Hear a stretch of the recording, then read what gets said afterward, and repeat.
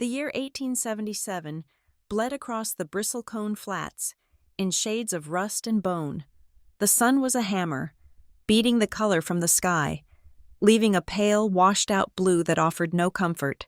Heat shimmered above the cracked earth, making the distant mesas tremble like apparitions.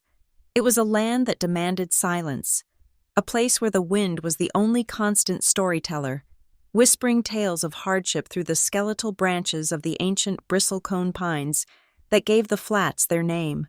It was into this silence that violence erupted.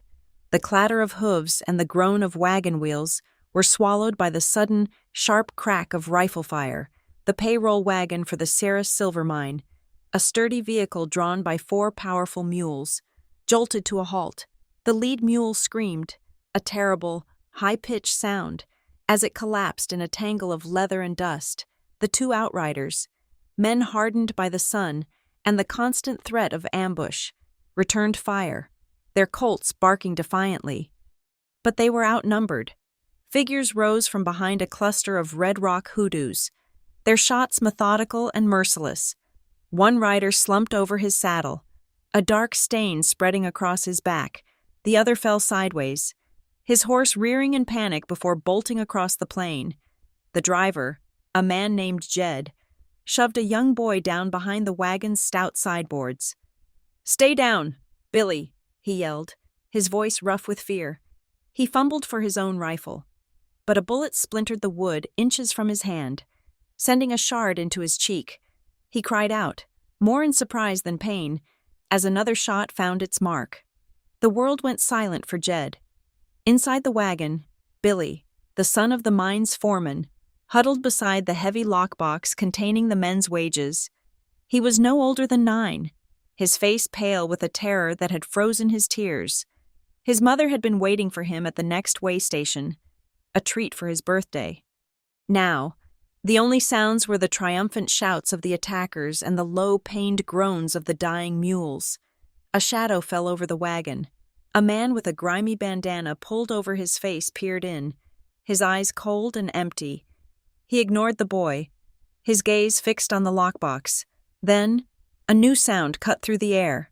Not a gunshot, but the rhythmic, impossibly fast drumming of a single horse ridden at a full gallop. The bandits turned. Squinting into the glare, a figure emerged from the dust haze, a rider on a lean gray mare that moved with the fluid grace of a river current.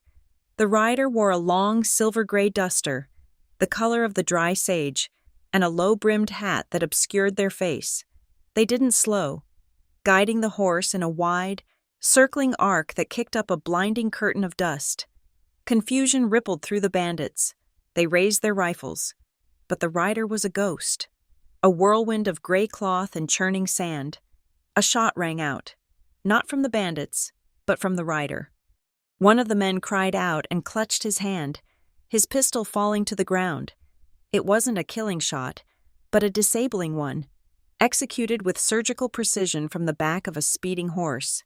The gray mare, responding to an unseen command, veered sharply. It galloped directly alongside the wagon, and for a fleeting moment, the rider leaned low.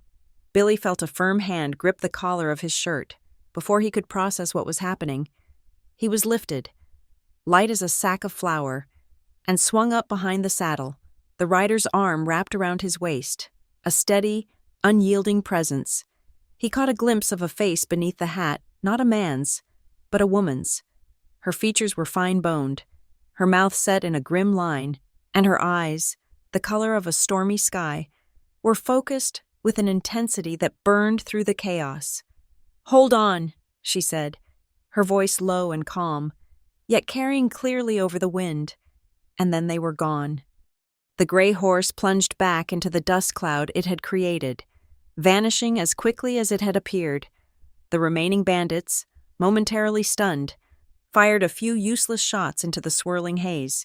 By the time the dust settled, the mysterious rider and the boy had disappeared, leaving only the plundered wagon, the dead, and the vast, indifferent silence of the bristlecone flats. In the town of Silver Juniper, the heat was trapped between the unpainted clapboard buildings, turning the main street into a furnace, dust, fine as flour, coated everything: the horse troughs, the saloon's swinging doors, the weary faces of the townsfolk. The drought had its teeth in the territory, and hope was as scarce as water. This scarcity was opportunity for Silas Breck, the owner of the Silver Juniper Bank and Trust, a man whose smile never reached his cold, calculating eyes, stood on the steps of his establishment. He held a sheaf of papers, a list of properties to be auctioned, and his voice was smooth as oiled leather as he addressed the small, grim-faced crowd. "The Hardigan Range," he announced, a note of false sympathy in his tone. "A fine parcel of land, good grazing. If a man could only coax some rain from that stubborn sky—" He paused, letting the weight of his words settle. "Foreclosure auction to be held in 2 weeks' time. A pity, a real pity." A murmur went through the crowd. The Hardigan place was one of the oldest in the valley. Cole Hardigan was a quiet man, kept to himself, but he was one of them. Seeing his name on Breck's list felt like a betrayal. They all knew Breck had been refusing extensions, tightening his grip as the drought worsened. He wasn't just a banker. He was a vulture, circling over their misfortunes. The whispers in the crowd were not just of foreclosures. They spoke of the newcomer, the woman who had taken the room above the saloon a week prior. No one knew her name. She was quiet, kept her face shadowed by a bonnet, and spoke only when necessary. The saloon owner's wife described her as a taciturn widow, a label that stuck, cloaking her in an aura of mystery and unspoken grief. She paid in cash, asked no questions, and volunteered no information. In a town where everyone's history was common knowledge, her anonymity was both unsettling and intriguing. 20 miles from the whispers of Silver Juniper, Cole Hardigan felt the weight of the sun on his shoulders. He stood in the cool, leather-scented air of his barn, running an oiled cloth over a well-worn saddle. His hands, calloused and strong, moved with a familiar, practiced rhythm. He was a man in his early 30s, with hair as dark as turned earth and eyes the color of a twilight sky. A quiet grief had settled into the lines around those eyes, a permanent shadow that the harsh western sun could not burn away. His gaze drifted from the saddle to the empty stalls. There were only 2 horses left now, his own steady gelding, Balthazar, and an old mare, Bess, who was more pet than livestock. He remembered a time when this barn had been alive with the sounds of a dozen horses, when the air had been thick with the smell of hay and the sound of his younger brother's laughter. But the fever had taken Jem 5 years ago, and the drought had forced Cole to sell off the rest of the stock, piece by piece, just to keep the land. The loneliness was a physical presence, a constant companion that sat beside him at his supper table and lay down with him in his empty house. It was a dull ache, a blade that had grown blunt with time but never stopped cutting. He finished with the saddle, hanging it carefully on its rack. He looked out the wide barn doors at his fields, a landscape of parched gold and brown. The earth was cracked and thirsty, mirroring the desolation in his own heart. He hadn't spoken more than a handful of words to another soul in over a week. The silence was becoming its own language, and he was fluent in it. The woman the town called a widow had a name, Lark Everly, and she was no widow. She was a fugitive from a life that had been stolen from her. 2 years ago, she had been a meticulous and trusted clerk for the Central Rail Syndicate in Cheyenne. She understood ledgers and timetables, the intricate dance of logistics that was taming the wild country. Then, a payroll ledger had vanished, and a substantial sum of money with it. The evidence, circumstantial but damning, had pointed directly at her. She'd seen the faint smirk on her superior's face, a man who worked closely with outside investors, including a visiting Silas Breck as the sheriff led her away. She was disgraced, dismissed, and facing charges. But she had slipped away before the trial, trading her respectable dresses for a man's trousers and a dusty silver-gray duster. She carried her past with her, not in her heart, but in a heavy brass tube she kept tied to her saddle. It was warm to the touch, its metal polished smooth by her anxious hands. Inside was not a map, but a roll of surveyor's schematics she had copied on the night she fled. It was the syndicate's secret plan, a proposed route for a new rail line, a route that didn't follow the logical, graded path through the valley, but instead cut a strange, jagged line directly through the most established ranches. Ranches like Cole Hardigan's. It was a blueprint for a hostile takeover, a land grab orchestrated under the guise of progress. Her name had been ruined to cover its theft. The whispers in silver juniper had reached her, carried on the wind like thistle seeds. She knew Breck was the architect of the local misery, and she'd heard the other name connected to him, Pearl Voss. A wealthy widow in her own right. Voss owned a chain of boarding houses and the largest mercantile in the territory. The gossip was that Breck was courting her investment to accelerate his plans, and Voss, they said, had a particular interest in the Hardigan Range, not for its grazing land, but for its well, the deepest, most reliable source of water in the entire valley. In a time of drought, that well was more precious than a silver mine. The change came suddenly. The wind, which had been a hot, steady breath all day, began to shift and gust. The sky to the west turned a bruised, sickly yellow. A low moaning sound began. The cry of the coming storm. It was not a rainstorm that would have been a miracle. It was a duster. A rolling wall of dirt and sand scoured from the dry plains. Lark had been riding toward the faint silhouette of the Hardigan Ranch, seeking a place to make a cold camp for the night. Now, she spurred her mare, leaning low against the horse's neck as the first stinging grains of sand whipped against her face. The world dissolved into a maelstrom of brown. The sun vanished. Visibility dropped to mere feet. She gave the mare her head, trusting the horse's instincts. Through the roaring wind, she saw it the dark, solid shape of a barn. She slid from the saddle, her body aching, and pushed against the heavy wooden door, forcing it open just enough to lead her horse inside. She was met with the comforting smells of hay and animal warmth. A man emerged from the gloom at the far end of the barn, holding a lantern. It was Cole Hardigan. He didn't look surprised, merely wary. The storm had a way of forcing strangers together. "Storm's a bad one," Lark said, her voice raspy from the dust. She pulled down her bandana. "I can tend your stock. Help keep them calm, in exchange for a dry corner to wait it out." Cole looked at her, then at her capable hands on the reins of her mare.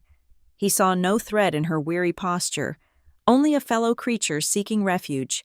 He gave a single, curt nod, then turned and went back to his work, the lantern light swinging in the growing darkness. Later, after the horses were settled and the storm was shrieking like a banshee outside, Lark saw a flicker of light by the grain store room at the front of the barn. Cole was there, placing something on the ground just outside the door before retreating back into the main stable. Curiosity piqued. Lark walked over. There, sitting on the dusty floorboards, was a tin cup, steam rising from it in the golden lantern light. It was warm milk, a simple, unspoken act of kindness for a stranger, a gesture so gentle it seemed entirely out of place in this harsh, unforgiving world. It was a habit of his, born from lonely nights, a small offering to the ghosts of travelers and the memory of his brother who had always loved warm milk before bed. As she drank, savoring the warmth, she watched him. He moved with an economy of motion, his familiarity with the land evident in every step. And then she recognized him, not his face, but his posture in the saddle, the way he moved with the effortless balance of a man who had spent a lifetime on horseback. She'd seen riders like him at the relay stations. He was a former Pony Express rider. She had studied the old mail routes, the dangerous shortcuts. A man like that wouldn't just know the valley. He would know its secrets. He would know the treacherous, winding passages of Devil's Ribbon Canyon, the one place a new railroad could possibly cut through the mountains to the west. The storm intensified. A violent gust of wind slammed against the barn, and the wood groaned in protest. The horses, already on edge, whinnied and stamped in their stalls. Cole moved quickly to soothe his gelding, Balthazar, speaking in a low, calming voice. Lark's mare, unnerved by the commotion, began to pull at her tether. Lark went to her, stroking her neck, murmuring softly. The mare was still agitated, tossing her head, the lead rope straining. Cole came over, his own horse now quiet. "Let me," he said, his voice the first he'd used with her beyond a grunt. He reached for the rein just as she did, in the swirling dust motes dancing in the lantern light. Their hands brushed. His skin was rough and warm, a stark contrast to her own chilled fingers. The touch lasted no more than a second, an accidental contact in the midst of chaos. But in the charged air of the storm, it felt like a spark, a tiny flicker of heat against the howling wind and biting dust. They both drew back, a shared, unspoken acknowledgement passing between them. He took the rope, his presence firm and reassuring, and within moments, the mare was calm. They stood in silence for a long time, listening to the storm rage outside their small sanctuary. Later, when the worst of the wind had passed, Lark stood in the lee of the barn door, watching Cole as he stood on the porch of his silent house, a solitary figure outlined against the dark, turbulent sky. His shoulders were broad, but they seemed to carry a weight far heavier than muscle and bone. She saw in him the same crushing loneliness she had been running from, the same quiet resilience. He was a man tethered to this dying land by memory and duty, a man who understood its every rock and ravine. She clutched the cold brass of the map tube through the fabric of her duster. Breck and the syndicate saw this land as squares on a map, assets to be acquired. Cole Hartigan saw it as home, to unmask a thief who steals land with paper and ink. She thought, you needed more than just evidence. You needed an anchor, someone with roots so deep they couldn't be torn out. "If I want to expose a land thief," she whispered to the wind, "I'm going to need a man like him." Lark woke to the sound of the wind, not howling as it had in the night, but whispering, a dry sibilant sound against the weathered planks of the barn. The early morning light was thin and gray, filtering through the cracks in the wood and dusty shafts. She had slept in a pile of clean straw, a horse blanket her only cover, yet she felt more rested than she had in weeks of sleeping in lumpy boarding house beds. The first thing she did, even before rising, was reach for the brass tube. Her fingers closed around its cool, solid weight. She ran her thumb over the end cap, feeling the familiar raised edges of the Central Rail Syndicate's wax seal. It was still intact. The secret was still safe. Her secret, her burden. As she lay there, the memory came unbidden, sharp and clear as a shard of glass.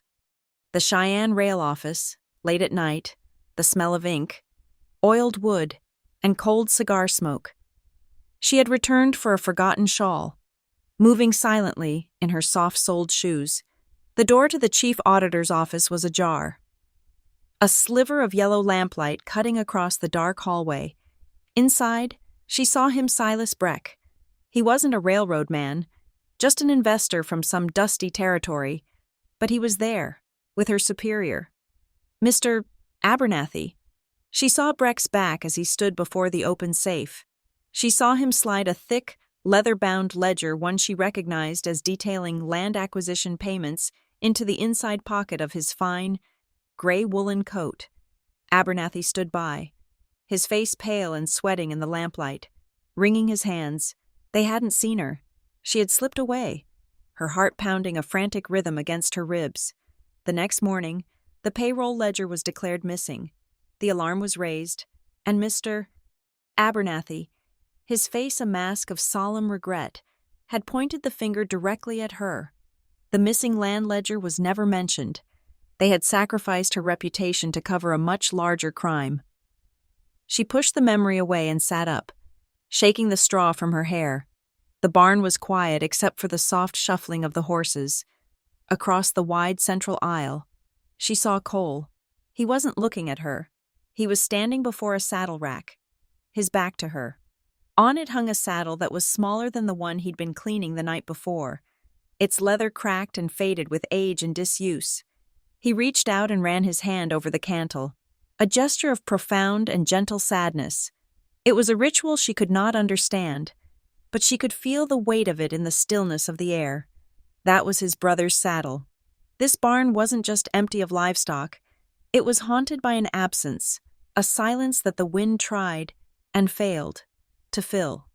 For a long moment, the wind was his only companion, and she, an unwitting witness to his private grief. He turned, finally, and his eyes met hers. There was no surprise in his expression, just a flat, weary acceptance. "Coffee's on," he said, his voice still rough with sleep. "If you want it." Breakfast was a silent affair in the small, Spartan kitchen of his ranch house. The room was clean, almost obsessively so, with a cast-iron stove, a simple pine table, and 2 chairs.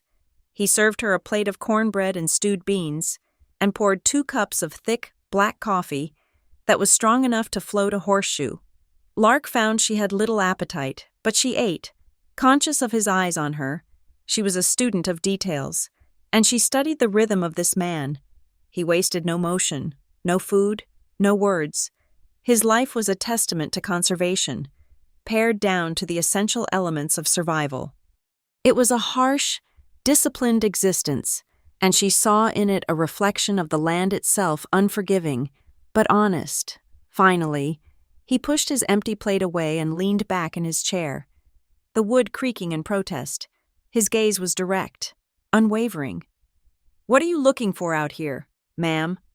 The question was simple, but the answer was a labyrinth. She could not tell him the truth. Not yet. Trust was a currency she no longer possessed and could not afford to spend. So she gave him a piece of it, a carefully chosen fragment. "I'm looking for a man," she began, her voice steady. "One who took something from me. He took my good name, my job, everything I had." She let her gaze fall to her hands, clasped around the warm tin cup. "He passed through this territory. I mean to find him and get back what's mine." It was the truth, just not the whole of it. Silas Breck had taken her honor, but he was merely a tool. The real thief was the syndicate, a faceless entity of money and power. Cole considered her words, his expression unreadable. He seemed to weigh them, testing them for lies. "Vengeance is a heavy stone to carry," he said, his voice a low rumble. "Tends to drown a person 'fore they can throw it." "I'm a strong swimmer," she replied, meeting his gaze. A long silence stretched between them. The wind picked up outside, rattling the window pane. Lark decided to take a chance, to offer a piece of a bargain instead of a piece of her past.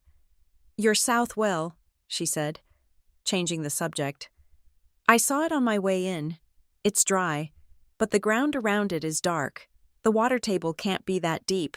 I know about shoring up wells, about digging through clay. My father was a prospector." Another fragment of truth. "You're going to lose this place to the drought if you don't find more water. Let me help you. I'll work for my keep. All I ask in return," she paused, "is the use of that old shed by the cottonwood tree, a place to work, to draw my maps." He looked at her, a flicker of something suspicion in his eyes. A woman offering to do a man's work, digging a well in the hard-baked earth. It was unusual, but he was a practical man, and he was desperate. His main well was low, and the creek was nothing but a ribbon of cracked mud. He needed help, even if it came in a strange, silent package. "The shed's yours," he said with a nod. "We'll start on the well after noon." The work was brutal. The sun was relentless, and the ground was as hard as iron. They didn't speak. Words seemed superfluous under the vast, empty sky. Instead, they developed a silent language. A tap on the shovel handle meant they needed to switch places. A hand held up meant a break for water. A nod indicated a rock that needed to be pried loose. For 1 hour. They worked in this self-imposed silence, a shared exercise in pure physical labor. Lark's muscles screamed in protest. Her hands, accustomed to pens and paper, were already blistering. But there was a strange solace in the rhythm of it, in the shared struggle against the unyielding earth. When Cole finally called a halt, they stood panting in the shade of the cottonwood. sweat tracing paths through the dust on their faces, and Lark realized, with a jolt of surprise, that the silence hadn't been awkward. It had been companionable, easier than speech. It was a relief to not have to explain, to justify, to pretend. Here, there was only the work. That afternoon, she retreated to the shed. It was little more than a collapsing shack, but it had a small table and a stool, and the dust was thick with the ghosts of forgotten projects. She unsealed the brass tube and carefully unrolled the schematics. The paper was crisp, the ink dark and precise, from memory. She began to sketch the syndicate's proposed route onto a fresh sheet of paper, her charcoal pencil flying across the surface. This was her true work, her only weapon. Cole appeared in the doorway as the afternoon light began to fade, casting a long shadow into the room. He didn't speak, just watched her for a moment. She had expected him to be suspicious, to demand to know what she was doing. Instead, he walked over to the table and looked down at her drawing. "That's Devil's Ribbon Canyon," he said, his voice quiet. He pointed a calloused finger at a section of her map. "But you've drawn the line straight. It can't go there. The rock wall shears off. A flash flood hollowed it out 10 years back." He picked up a spare piece of charcoal. "The path is here," he said, his hand moving with a confidence born of intimate knowledge. He drew a new, winding line, adding a fork that led to a hidden spring, noting a patch of unstable scree with a series of small X's. He sketched in the contours of the land, the wind gaps, the dry creek beds, the places where a horse could find footing and the places where it would surely fall. Lark watched, mesmerized. He was breathing life into her flat, two-dimensional drawing. He was layering his memory, his experience, onto her stolen information. The map was becoming real, a living thing. She pulled out an old territorial survey map she had acquired, hoping to cross-reference their work. As she smoothed it out on the table, Cole leaned closer, his sleeve brushing her arm. He pointed to his own property on the old map. "That's my main well," he said, his finger resting on a small, hand-drawn circle near the ranch house. Lark looked closer, her eyes tracing the faint grid lines of the survey. And then she saw it. It was a tiny, almost imperceptible pencil mark, made long ago by a surveyor's hand. It wasn't a number or a symbol she recognized from her railroad work. It was just 2 letters and a number X7. It was placed precisely over the circle indicating Cole's well. Her breath caught in her throat. She had seen that notation before, in the margins of secondary logistical plans at the syndicate office. It was a designation for a compulsory resource point, a location so vital that any future development, be it a rail line or a telegraph wire, would be required to utilize it. It meant water. Specifically, it meant a mandatory, high-volume water stop for a steam locomotive. The pieces clicked into place with sickening clarity. The drought wasn't just a misfortune for Breck. It was a tool. He was driving the ranchers to the brink of foreclosure, not just to buy their land cheap, but to clear a path, the syndicate's secret route, the one Cole was now helping her trace with perfect accuracy, wasn't just passing through his land. It was aimed directly at his well. The entire crooked line, the illogical twists and turns, it all made sense if the ultimate prize was the Hardigan well. "Cole," she said, her voice barely a whisper. "This mark. It means your well is the reason for all of it. They don't just want your land. They need your water." He stared at the map, his face hardening, the lines around his eyes deepening, the blood drained from his face, leaving it pale beneath his tan. He finally understood. It wasn't about bad luck or a harsh season. It was a calculated attack. He was being systematically dismantled, his livelihood choked off, so that his most precious asset could be seized. The foreclosure wasn't the end of the story. It was the final move in a game he hadn't even known he was playing. Lose the well, and the ranch was worthless dust.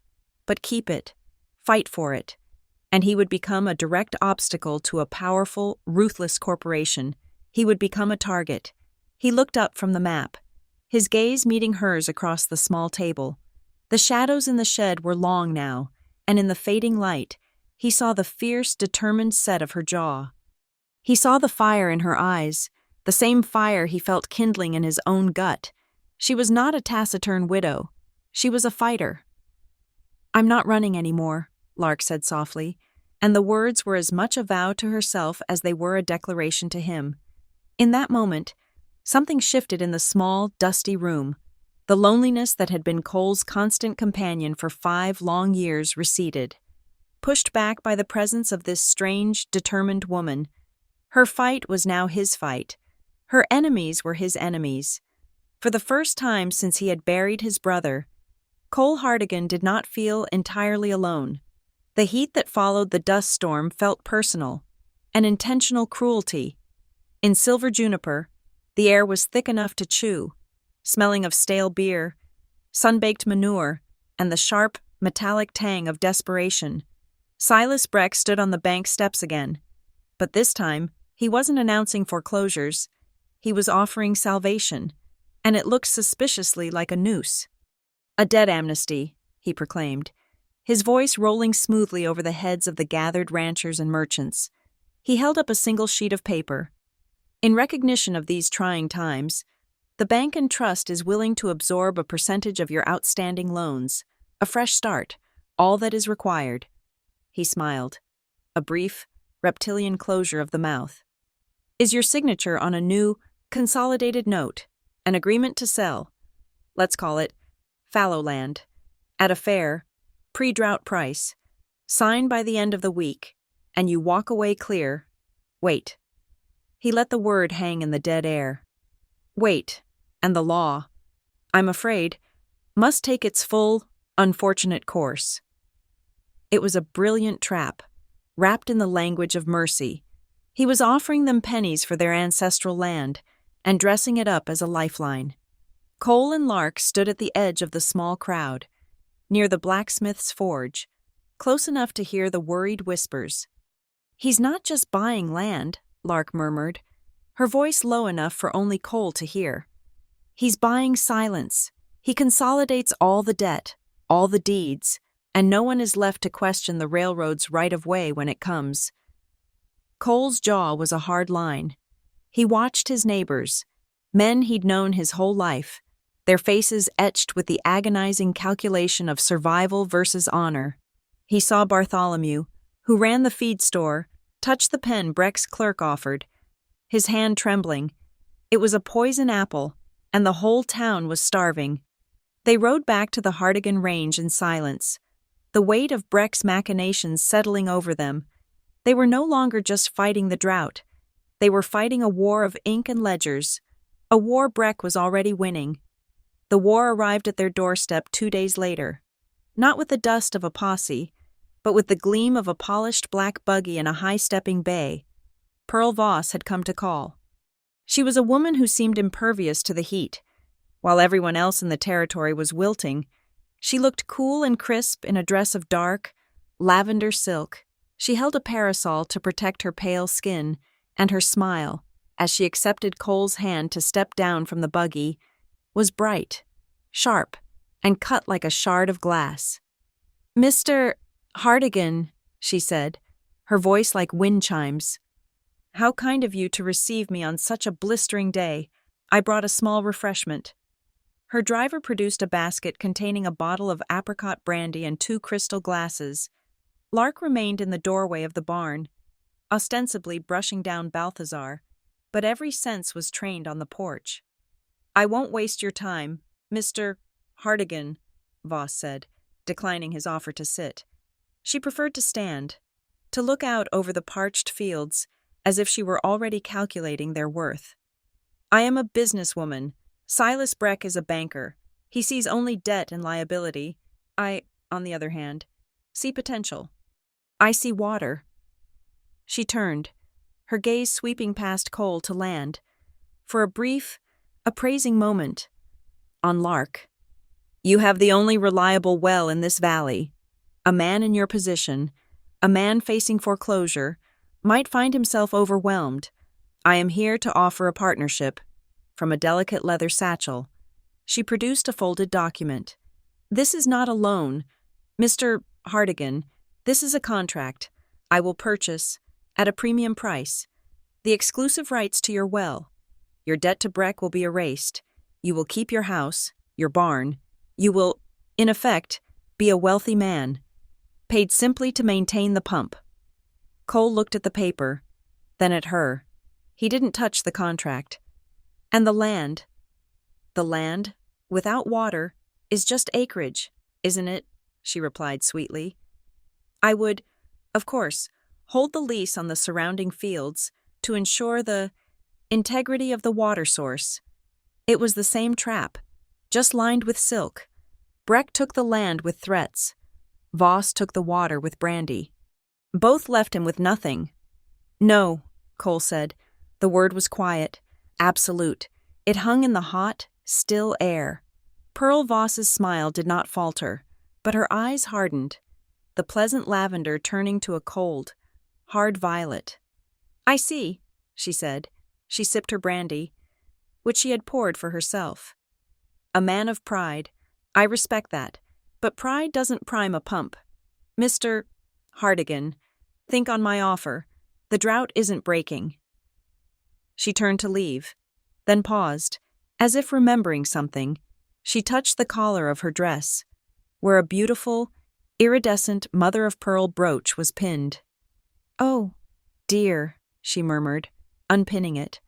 "This dreadful heat makes everything feel so restrictive." She placed the brooch on the small, weathered table on Cole's porch. "I'll retrieve it later." She did not look back as her buggy pulled away, leaving the small, gleaming object behind. It wasn't forgotten. It was a claim, a marker. "We are not finished here." That night, silence descended on the ranch, but it was a different kind of silence. It was the taut, humming silence of a plan. The lock on Breck's warehouse was a new model, sturdy and formidable. Cole stood in the deep shadow of the alleyway, his eyes scanning the empty main street of silver juniper, his hand resting on his belt, near the knife he always carried. The moon was a pale sliver, offering just enough light to see, but not enough to be seen by. Lark knelt by the heavy steel door of the warehouse's side office. From her hair, she removed a single, slender hairpin. From her boot, she slid a small but thin piece of steel she had filed down from a stray barrel hoop. She inserted the steel, applying the slightest torque, and then began to probe the lock with the hairpin. Her face was a mask of pure concentration. Cole had seen men track game with less focus. The only sound was the faint, metallic click, click, snick, as she felt the tumblers. He could hear his own heart, a slow, heavy drum against his ribs. He was a rancher. He fixed fences. He wrangled horses. He was not a thief, but as he looked at Lark's bowed head, the determined set of her shoulders, he knew this was no different from protecting his herd from a mountain lion. Breck was the predator. This was the only way to draw his claws. There was a final, solid thunk. The handle turned under her hand. They slipped inside, into the darkness that smelled of burlap, flour, and axle grease. Lark lit a small match, shielding it with her hand, and located the lamp on the clerk's desk. She turned the wick down low, casting a small, nervous circle of light. "The safe," she whispered. It was in the corner. A large black iron box with Breck painted on it in fading gold script. This was her true expertise. This lock was more complex. A combination dial. She put her ear to the cold metal, her fingers light on the dial. Cole stood watch by the door, the moonlight from the street window painting a silver bar across his boots. She turned the dial. Right, left, right again, listening, feeling. It was a language she had been forced to learn. Click, click, click, click. She pulled the heavy, T-shaped handle. The door swung open with a well-oiled, expensive hush. It was full of ledgers, deed papers, and canvas bags of coin. Lark ignored the money. Her fingers flew through the documents, sorting by date, by name. Hardigan, Abbott, Miller, he has all of them, she breathed. And then, at the bottom, tucked into a leather portfolio. Surveyor's notes, Turn Creek Basin. She pulled them out. The lamplight fell on a map of the valley. But it was wrong. The water table notations were all false, claiming the land was dry, the aquifer depleted, and at the bottom, scrawled next to the surveyor's forged signature, was an approval stamp and a second signature. Orrin Millcutt, Territorial Judge. "He's in on it," Lark whispered, her voice trembling with a cold fury. "Breck isn't just manipulating the law, he owns the judge." A sound from the street, a heavy rhythmic tread. Cole pressed himself flat against the wall, peering through the window. The night watchman, "He's early." Then, from the far end of the street, a bell began to toll, a deep, resonant clang. Clang, clang. It wasn't the town clock, it was the fire bell. "That's not the watchman," Cole said, his voice hard. "That's an alarm. Someone saw us." Lark shoved the survey notes into her shirt. The back way. They burst out of the back door into a narrow alley. Shouts echoed from the main street. They ran, their boots pounding the hard-packed earth. They vaulted a low picket fence, cutting straight through the pastor's yard. The sweet, cloying smell of rotting apples filled the air as they crashed through the small orchard. A window opened in the parsonage. A light flared. "This way." Cole grabbed her hand, pulling her toward a massive, dark shape at the edge of the property, a hay wagon, loaded high for the morning market. Under, they scrambled beneath the wagon, pulling themselves deep into the shadows. Lying flat on the ground, they were breathing in ragged, painful gasps, their lungs burning. The smell of dust and dry hay filled their nostrils. They heard the running footsteps of two men pound past them, the beam of a lantern cutting through the orchard. The men didn't stop, heading toward the open fields.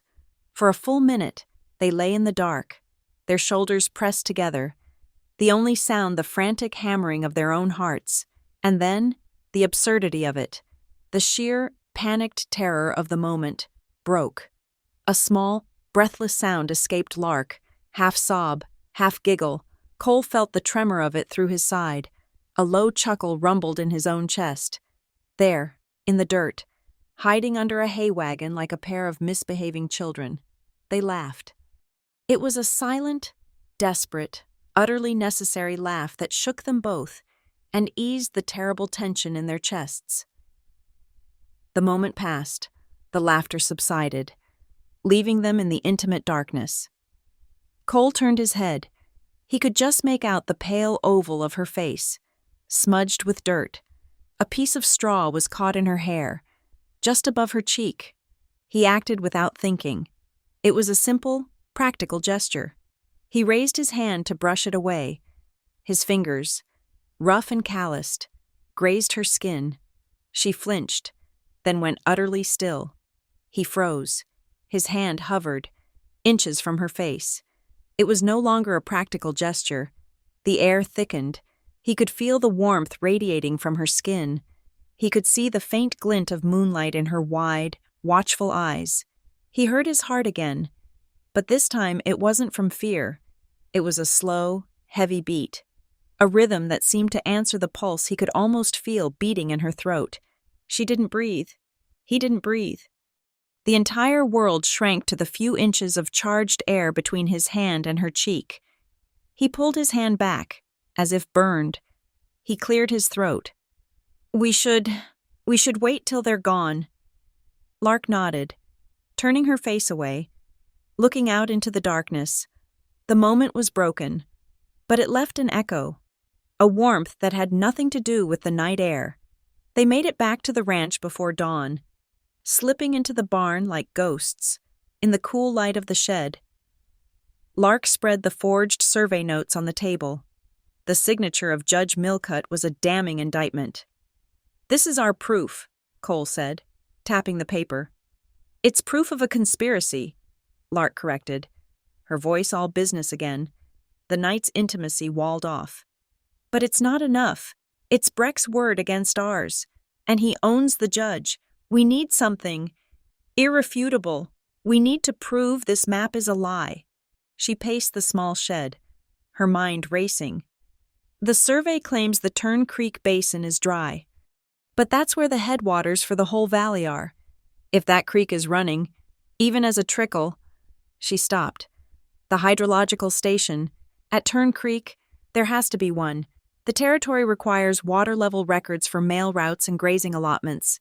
There will be a logbook, a government logbook. Her eyes met Cole's, bright with a new, sharp energy. That logbook will show the water levels for the last 5 years. It will prove Breck and Millcutt forged this report. Cole nodded, catching her fire. The vague sense of defense had sharpened into a plan of attack. It's a 3-pronged plan. Then, he said, thinking aloud. 1, we get that logbook from Tern Creek. That proves the lie. 2, we use these forged notes. That proves the conspiracy. And 3, Lark finished his thought, her hand instinctively going to the brass tube that never left her side. We find the original Central Rail Syndicate ledger, the one Breck stole, the one that proves why. The task felt monumental, impossible even. They were 2 people against a railroad, a bank, and the law. Cole knew he couldn't do it alone. He needed eyes. He found Finn Calico the next day, camped out by the southern grazing line, his small herd of longhorns picking at the sparse, dry grass. Finn was a young man, wiry and quick, with a sun-bleached mop of hair and a harmonica that seemed permanently attached to his mouth. He was playing a low, mournful tune as Cole rode up. "That sounds like a funeral," Cole said by way of greeting. "Just saying goodbye to the grass, Cole," Finn replied, tapping the spit from his harmonica. "Another week of this, and my cows will be chewing on rocks. What brings you so far south?" "I need a watcher. Finn, someone who can sit quiet and see everything that moves between here and Devil's Ribbon Canyon. I'm expecting company." Finn looked at Cole for a long moment, his cheerful expression fading. He owed Cole Hartigan. 2 winters ago, when the blizzard had hit, Cole had found Finn half frozen, his cattle scattered, and had given him shelter and feed, saving his life and his livelihood. "I owe you a winter, Cole," Finn said softly, echoing Cole's own thoughts. "You got it. I'll be your ghost." "Good man." Cole turned to leave. "Cole," Finn called out, "this company you're expecting, they the reason you've been digging at that south well with the mystery woman?" Cole just nodded and rode away. That evening, as the sun bled out behind the mesas, Lark and Cole stood by the horses, preparing for the ride to Tern Creek. It would be a long, dangerous trip through the canyons. Lark held out her hand. On her palm lay a single, tarnished silver button, etched with a small flying bird. "My father gave this to me," she said, her voice quiet. "He said it came off his grandfather's Union coat. It's always been lucky for me. You should carry it." Cole looked at the small piece of metal. It was a token of immense trust, a piece of her past he knew she guarded jealously. He closed his hand around it, the metal warm against his skin. In return, he reached into his pocket and pulled out his old folding knife. The bone handle was worn smooth, the blade sharp and clean. "It's not silver," he said, placing it in her hand. "But it's held a good edge for 10 years. He closed her fingers around it. "It's for clearing paths, not for causing harm. You'll be safe." She nodded, her throat tight, and slid the knife into her boot. They mounted up. As they crested the first ridge, Cole looked back. In the far distance, across the valley, a dark plume of smoke rose against the twilight sky. It wasn't a chimney. It was the foundry in silver juniper, the one Pearl Voss had invested in. The smoke was thick and black. "She's not waiting," Lark said, seeing it too. "She's forging."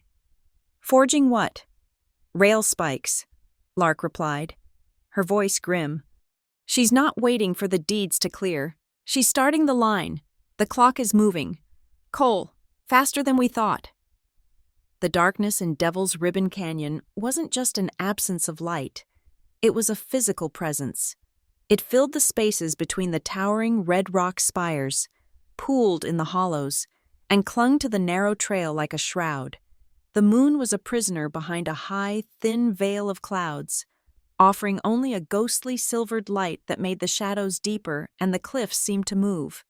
Cole and Lark rode in silence, their horses moving as one, their hoof-falls muffled by the sandy soil. Balthazar, Cole's steady gelding, knew this trail from his express riding days, picking his way along the precipice with an unnerving calm. Lark's gray mare followed close behind. Trusting the gelding's lead, they had become a single, 4-person, 2-horse unit, bound by a shared purpose that transcended the need for words. Lark felt the cold night air on her face, a welcome relief from the oppressive heat, but it did little to cool the tension coiling in her stomach. Every dislodged pebble, every cry of a distant coyote, sent a fresh jolt through her nerves. They were rounding a sharp bend, where the canyon wall fell away into a sheer, black drop. When Balthazar stopped dead, his ears swiveled, pointing into the darkness ahead. Cole's hand went instantly to the stock of the rifle in his saddle scabbard. Lark reined in her mare, her heart suddenly pounding a frantic, heavy rhythm against her ribs, a glint of metal, high up, nestled in a crevice of rock overlooking the trail. It was the faint reflection of moonlight on a rifle barrel, then another, on the opposite side. They were boxed in. A rough voice echoed off the canyon walls, distorted and menacing. "That's far enough. Get down from them horses. Slow and easy." Cole didn't move. His mind was racing, calculating the odds. 2 men, at least. Elevated positions. They were caught, clean and simple. Lark's hand tightened on her reins, her knuckles white. She thought of the knife in her boot, the precious pages in Cole's saddlebag, and then a new sound drifted up from a lower branch of the canyon.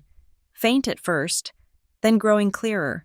It was music, a reedy, impossibly cheerful tune from a harmonica, dancing on the night air. It was a lively, foot-stomping reel, a sound of carefree celebration that had no place in this tense, deadly standoff. The voice from the rocks called out again, laced with confusion. "What in blazes is that?" The music continued, jaunty and defiant.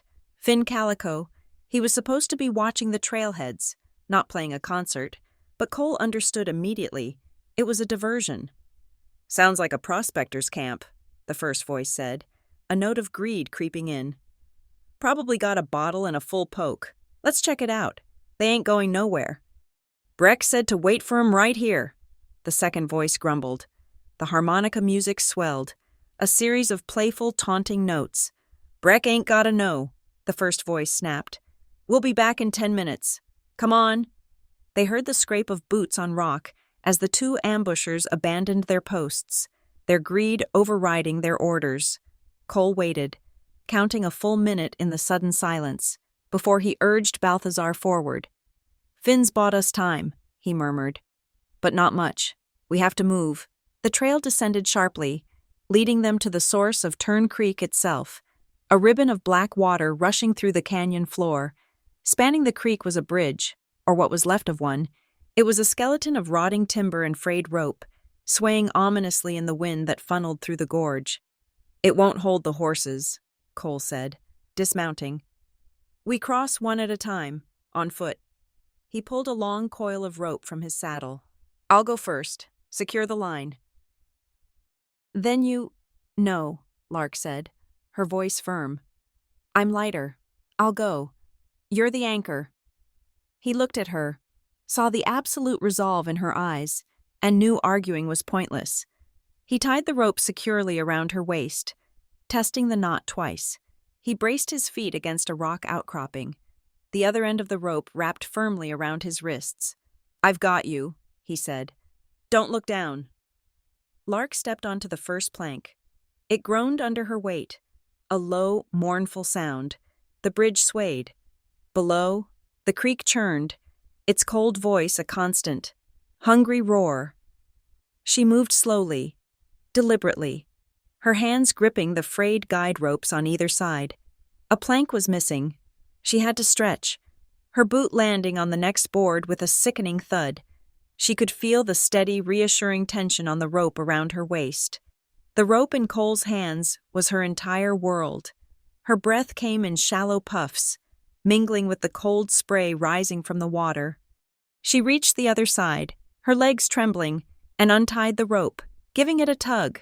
He crossed with a sure-footedness that belied the danger, and in minutes they were retrieving the horses, leading them through the shallow, rocky water downstream.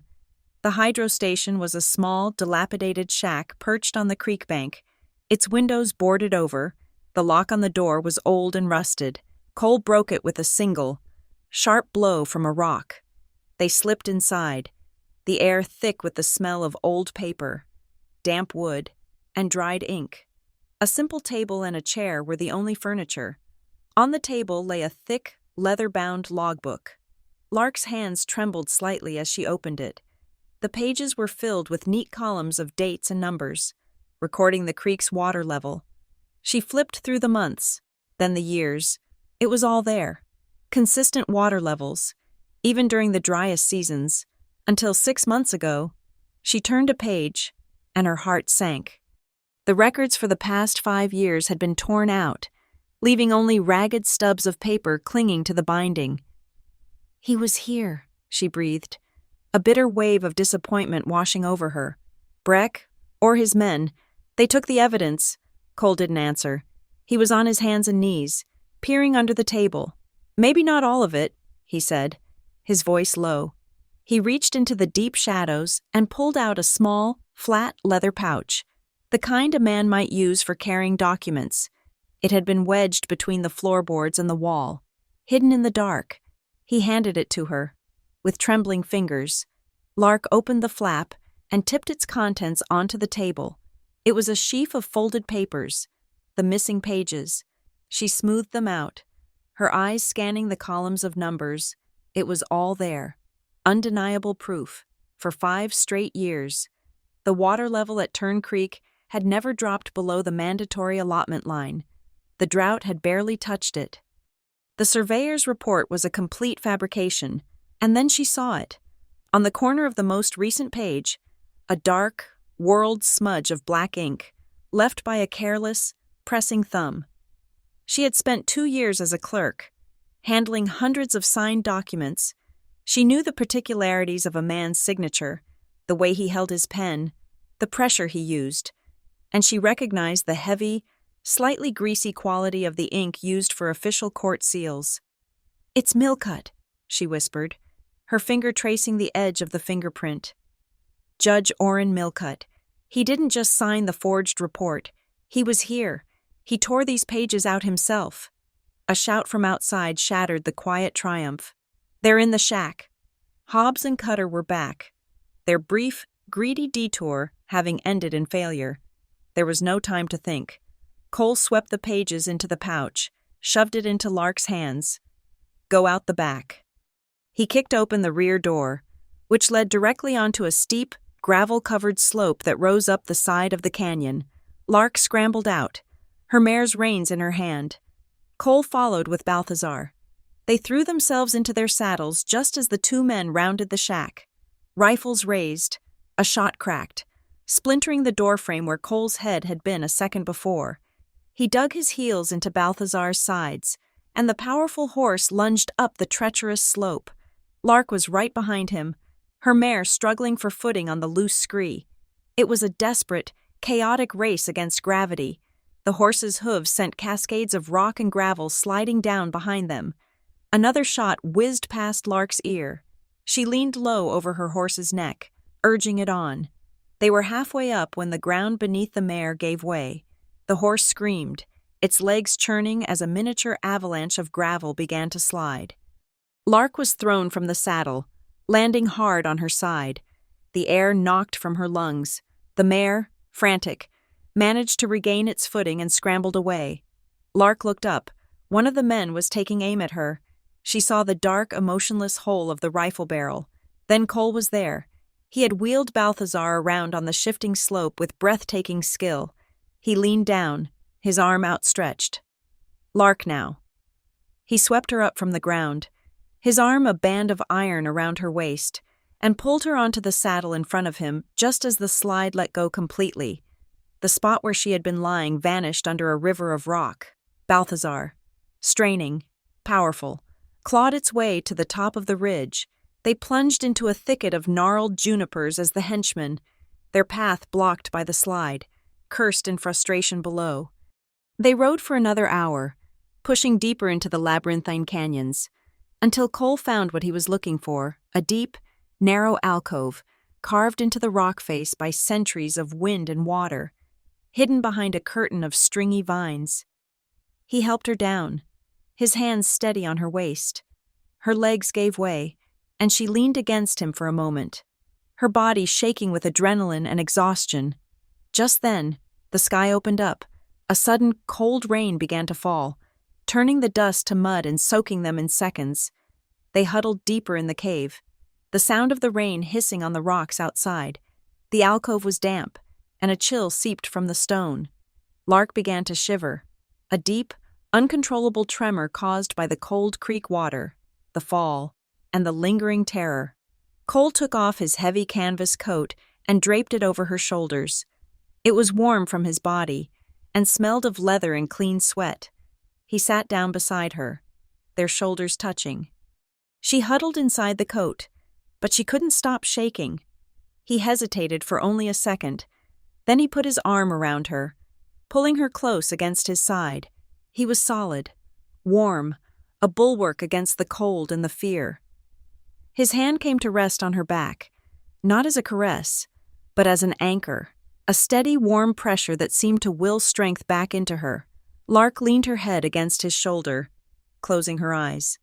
The shaking began to subside, replaced by a profound weariness.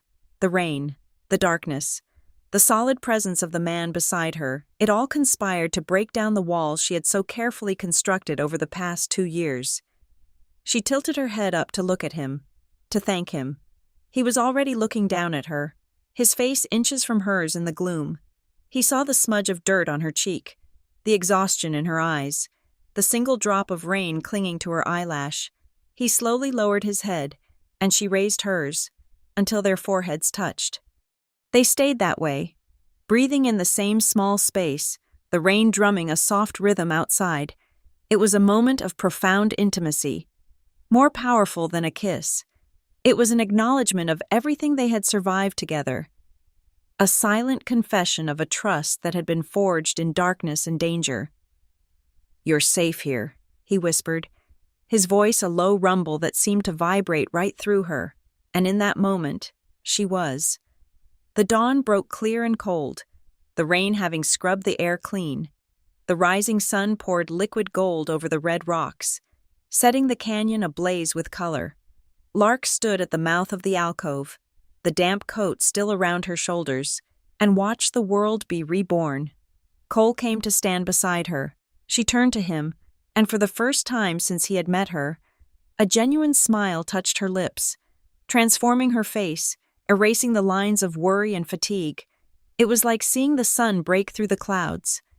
"You know," she said, her voice soft, "you handle the wind just like you handle a rain.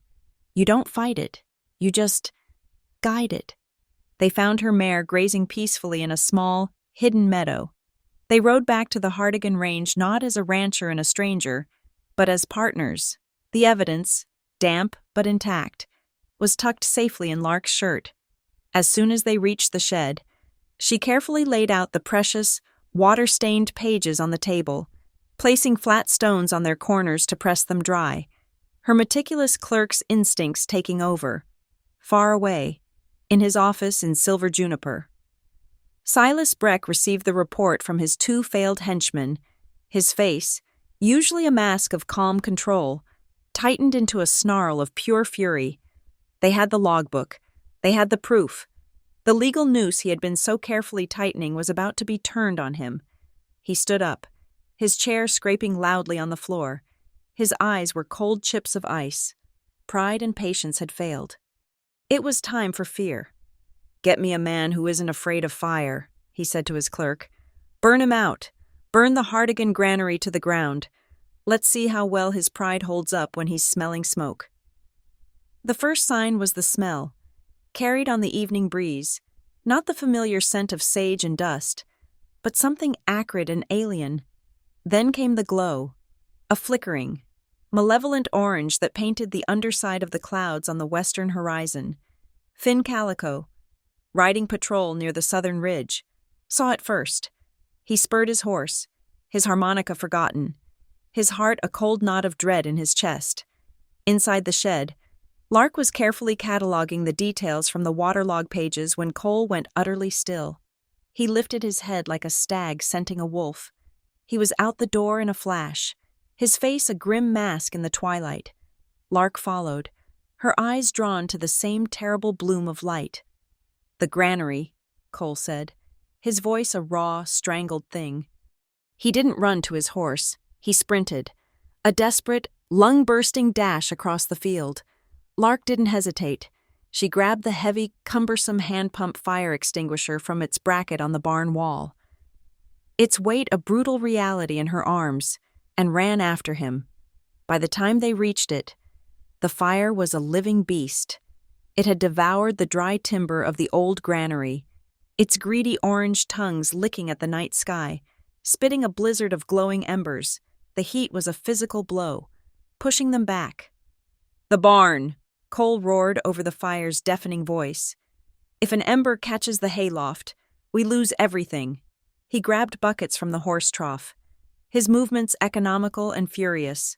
Lark, her arms screaming from the weight of the pump, began to work the handle, directing a weak but steady stream of water onto the barn's western wall, soaking the wood to deny the fire a foothold. Finn arrived in a cloud of dust, vaulting from his saddle. He ripped a horse blanket from a railing, dunked it in the trough, and began beating at the smaller fires that the embers had started in the dry grass. A tireless, frantic silhouette against the inferno. They fought in a world of smoke and shadow, their lungs burning, their eyes streaming. They were three small figures battling a titan. The main barn became their fortress, and they defended it with a primal desperation. Cole climbed the ladder to the hayloft, dousing the roof. Lark kept the pump going until her muscles gave out, then switched to buckets. Finn, his face black with soot, never stopped moving.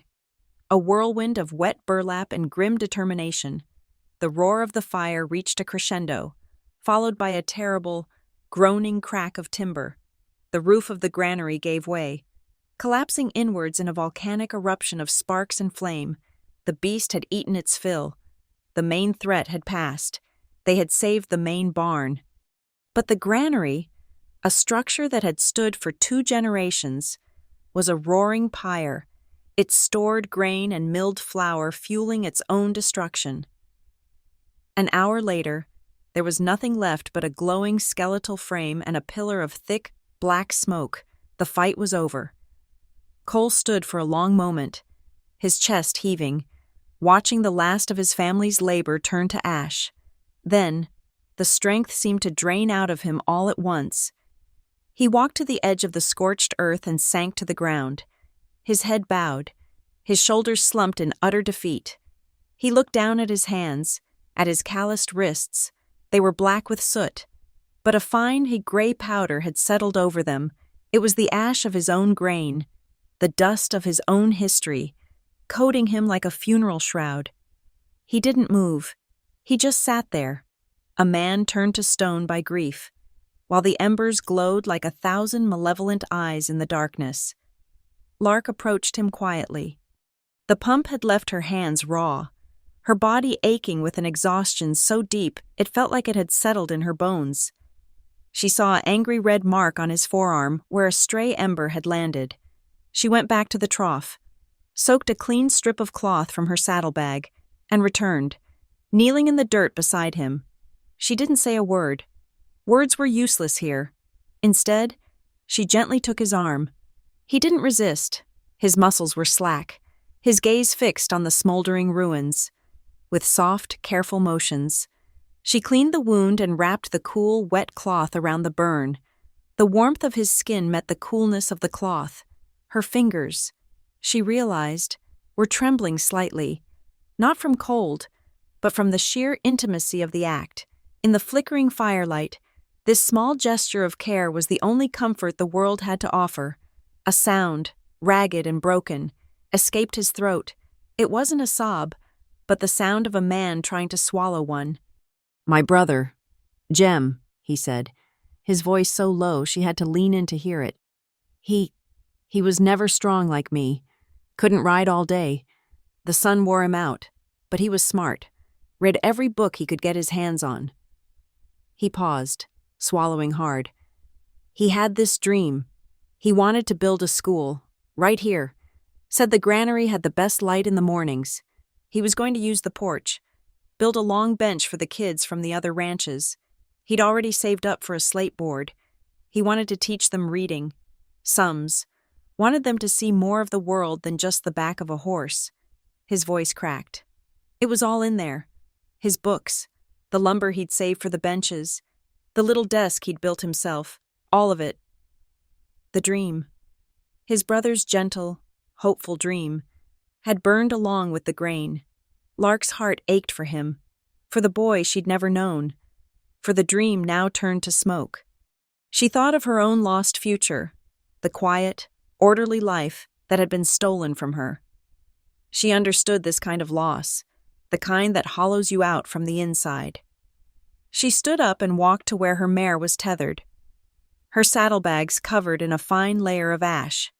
From one, she pulled the heavy brass tube. She returned to Cole's side and held it out.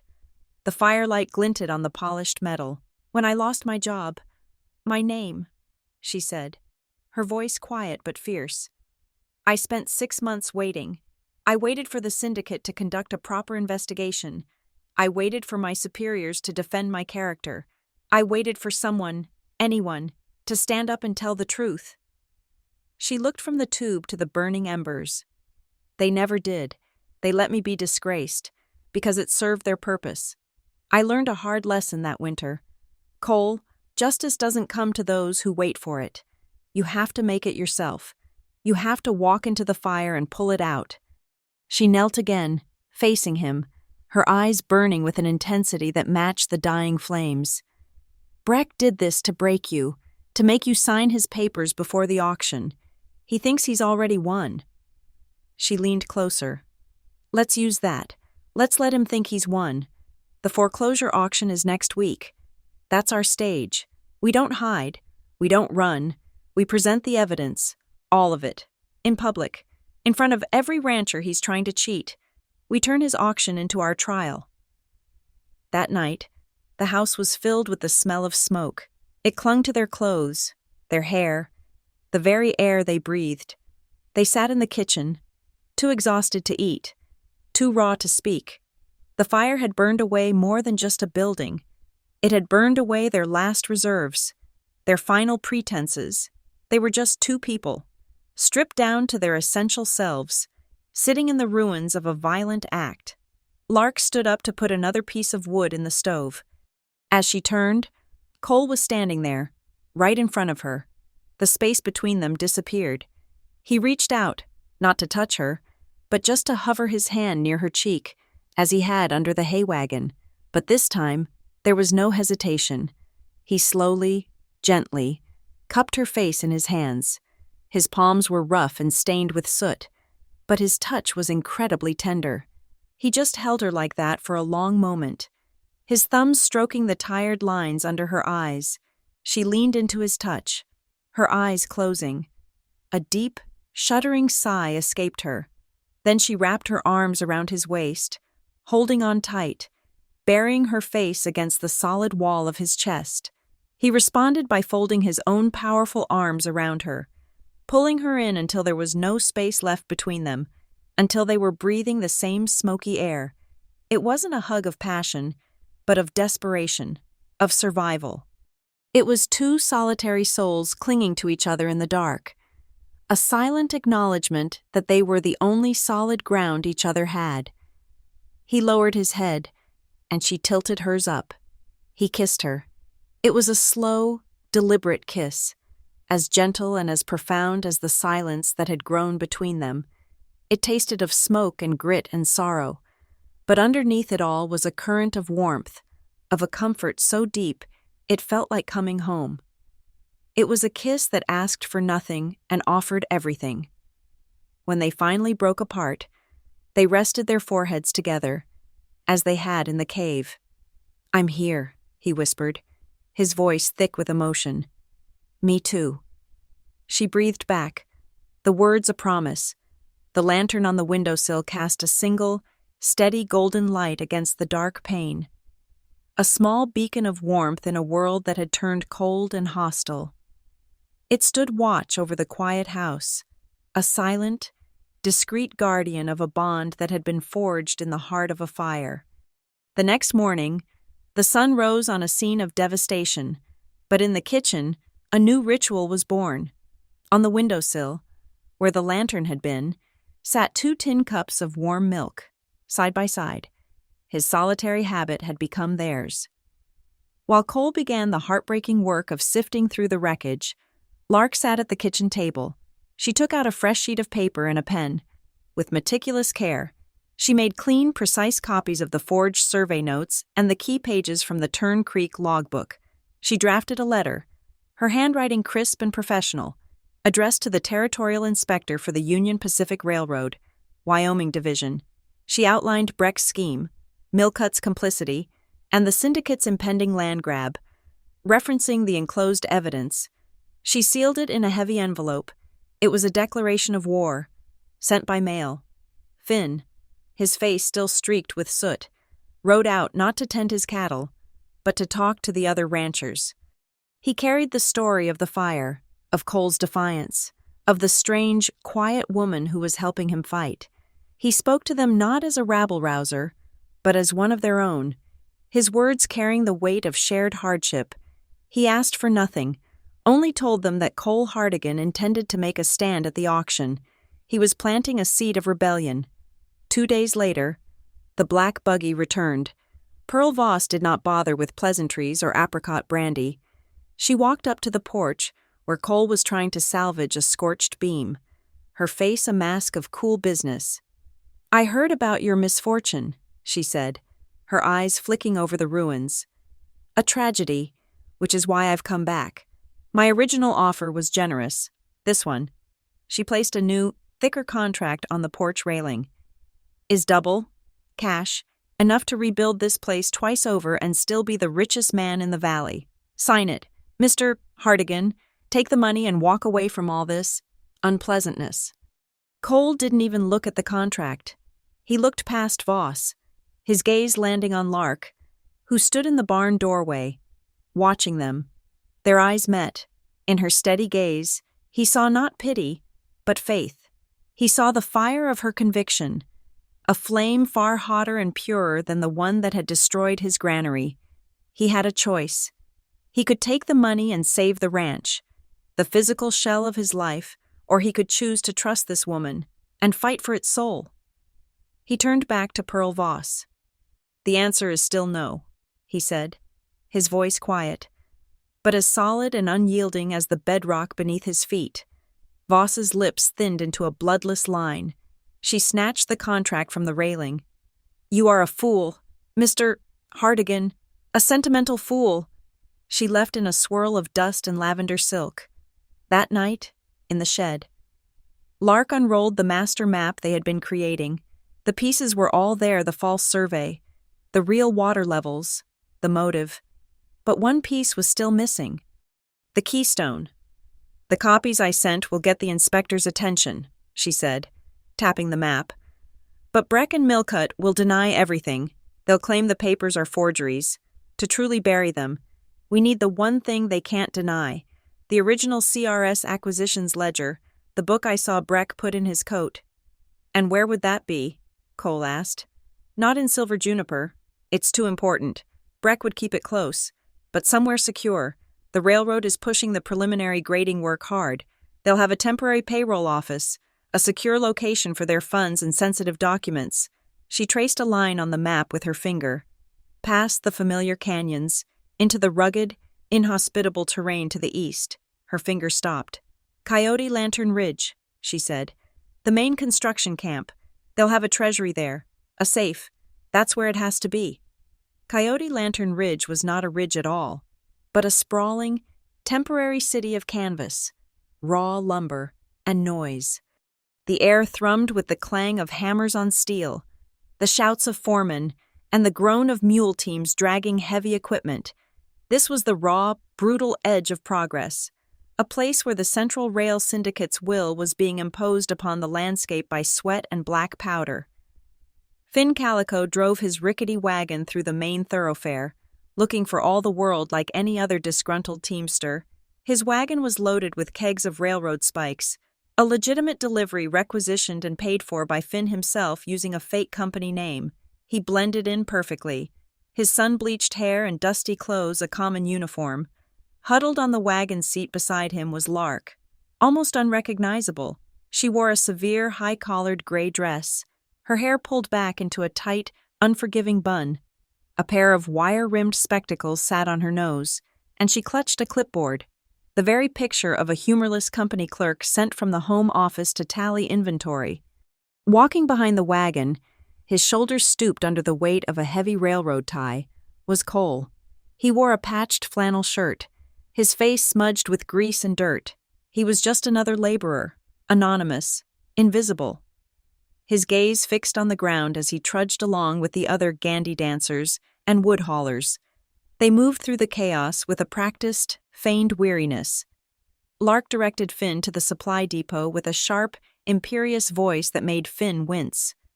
"The Treasury office is attached to the depot," she murmured, scanning the buildings. "There." She pointed with her pencil to a small, windowless shack built of thick, new timber, set slightly apart from the main building. It had one door, painted a garish official green, and a single, armed guard standing beside it.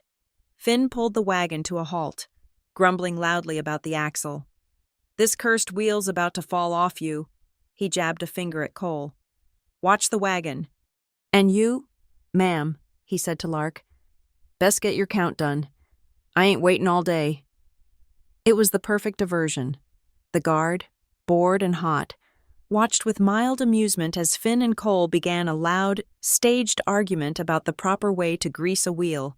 Lark, with a sigh of exasperation, marched past them, clipboard in hand, and headed directly for the green door. "Halt," the guard said, barring her way.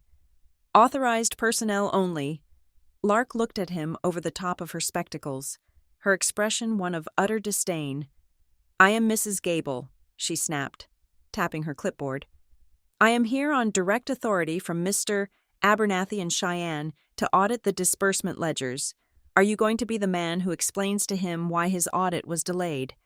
The guard, a young man who clearly feared a desk-bound superior more than a bullet, hesitated.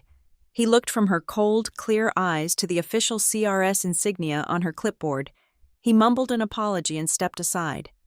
She reached the door. It was, as she had feared, a dual-lock system, a standard keyhole, and above it, a more complex mechanism, a series of small, recessed brass buttons in a circular pattern, a company punch code lock, resistant to picking, but not to memory.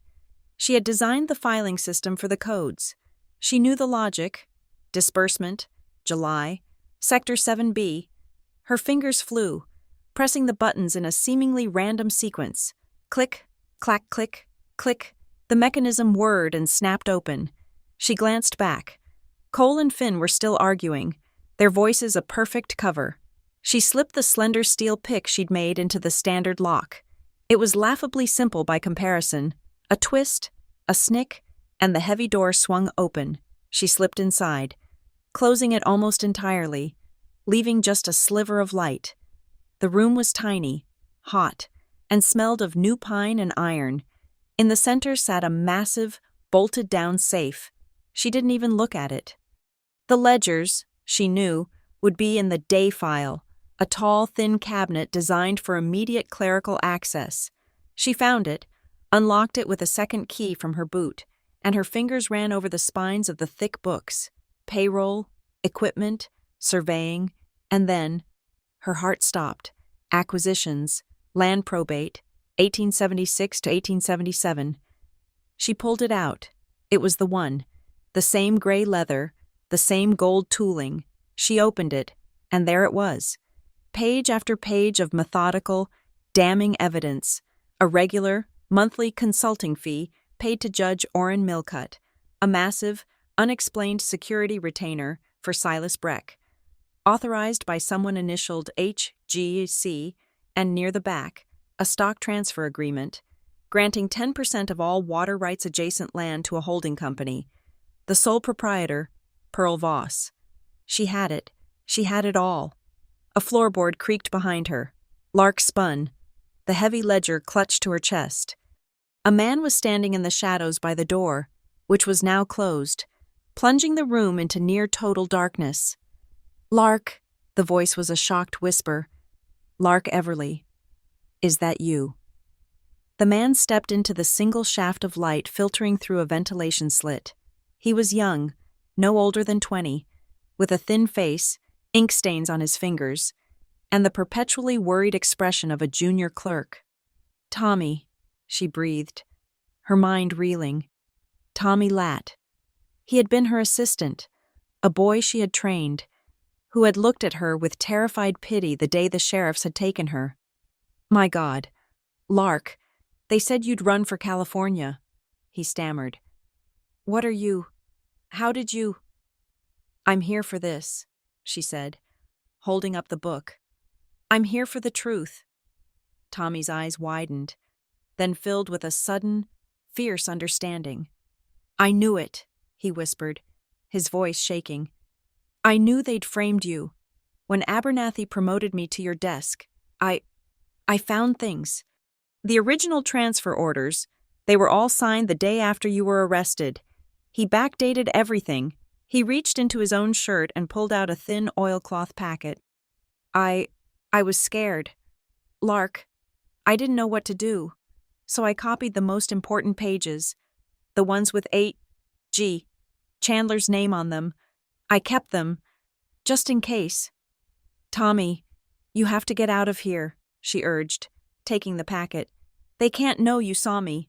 "Take the book," he said, his voice gaining strength. "I'll handle the day file. I'll say I was moving it to the main safe for the night. I'll buy you time." He grabbed a spare ledger from the shelf, one that looked identical to the acquisitions book. "Go, now!" Just as Lark reached for the door, a horn blared outside, not a dinner horn, but a sharp, repeated blast, the camp alarm. "Someone must have seen Cole," Tommy hissed, his face pale with panic. "Go through the back chute." He pointed to a small, trapdoor-like opening in the floor, used for ventilation. "It slides down to the gully. Go." Lark didn't hesitate. She clutched the heavy ledger and Tommy's packet to her chest and threw herself into the opening, sliding down a steep, dusty slope of loose earth.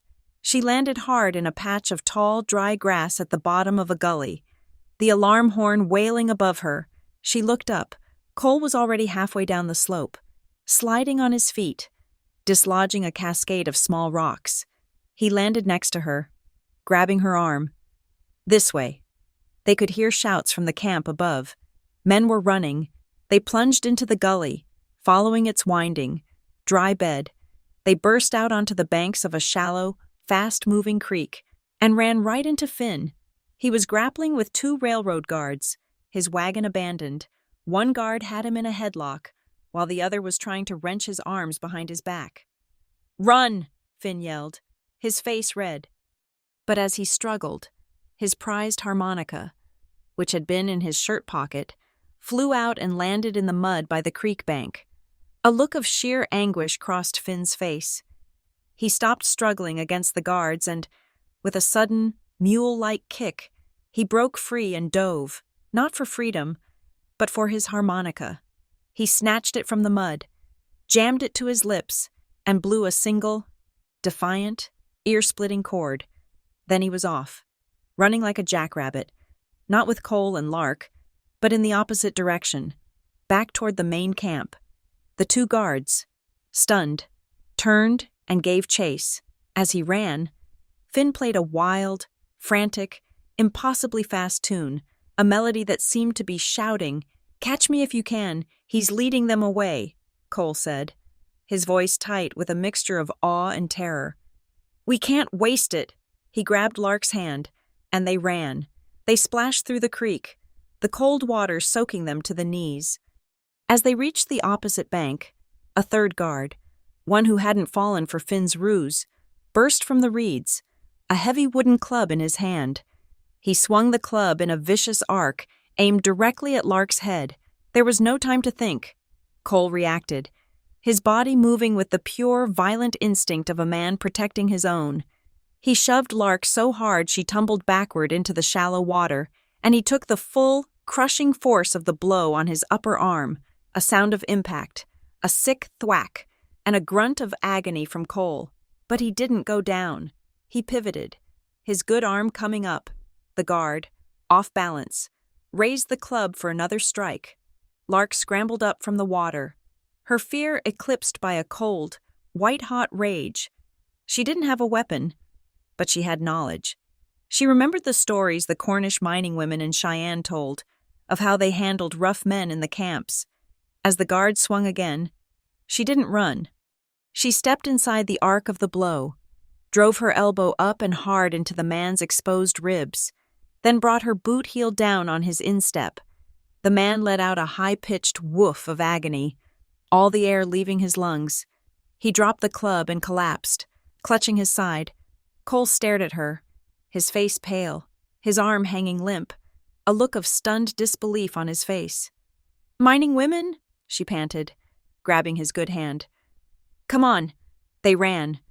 They ran until their lungs were fire and their legs were lead. They followed the creek bed into a narrow, winding canyon, the walls smelling of sulfur and alkaline. They finally stumbled into a shallow cave, its walls lined with a chalky white and yellow crust. The air was sharp, acrid, stinging their nostrils. "An iodine cave," Cole gasped, slumping against the wall. "Or salt. Used to see livestock lick the walls here." They collapsed onto the dusty floor, hidden from view, their chests heaving. The cave was silent, save for their own ragged breathing and the faint, stinging smell of the minerals.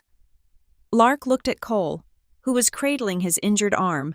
She looked at her own hands, still shaking, and then a sound bubbled up in her throat. It was the same sound she'd made under the hay wagon, a wild, hysterical, half-mad giggle, the smell, the chase, the absurdity. Cole heard her, and a low, painful chuckle rumbled in his own chest. They sat there, two fugitives in a salt cave, laughing until tears ran through the grime on their faces. The shared release a temporary antidote to the terror. The laughter died, leaving them in the quiet, mineral-scented dark. Lark's expression turned serious. She moved closer to Cole. "Let me see your arm." He winced as she gently pushed up his sleeve. A dark, ugly bruise was already forming, the skin swelling. "It's not broken," he said, his voice tight, just loud. She reached out, her hand hovering over his chest. "Your heart. It was... You took that hit from me." "It's fine," he panted, the adrenaline still making his voice unsteady. She didn't listen. She placed her hand flat against his chest, right over his heart, as if to reassure herself of its rhythm. She felt the heavy, frantic thump, thump, thump under her palm. She felt the warmth of his skin through the thin, damp flannel. He caught his breath. Then he slowly, deliberately, covered her hand with his own, pressing it more firmly against him. His heart rate, she felt, began to slow, to steady under her touch. He looked at her, his eyes dark and serious in the gloom. "Thanks for waiting for me," he whispered. "What?" she asked, confused. "In the gully, you could have run. You came back. You waited." She had no answer for that. She hadn't even thought about it. He leaned in, his gaze dropping to her mouth. He hesitated, his eyes asking a question. She gave her answer by not moving, by not breathing. He kissed her. It was not the slow, sorrowful kiss of the fire's aftermath. This was brief, warm, and urgent, a kiss that tasted of dust, adrenaline, and salt. It was a seal, a confirmation. It was over in a second, but it left her breathless. They sat in silence for a long time, Finally, Lark pulled the ledger and Tommy's packet from her shirt.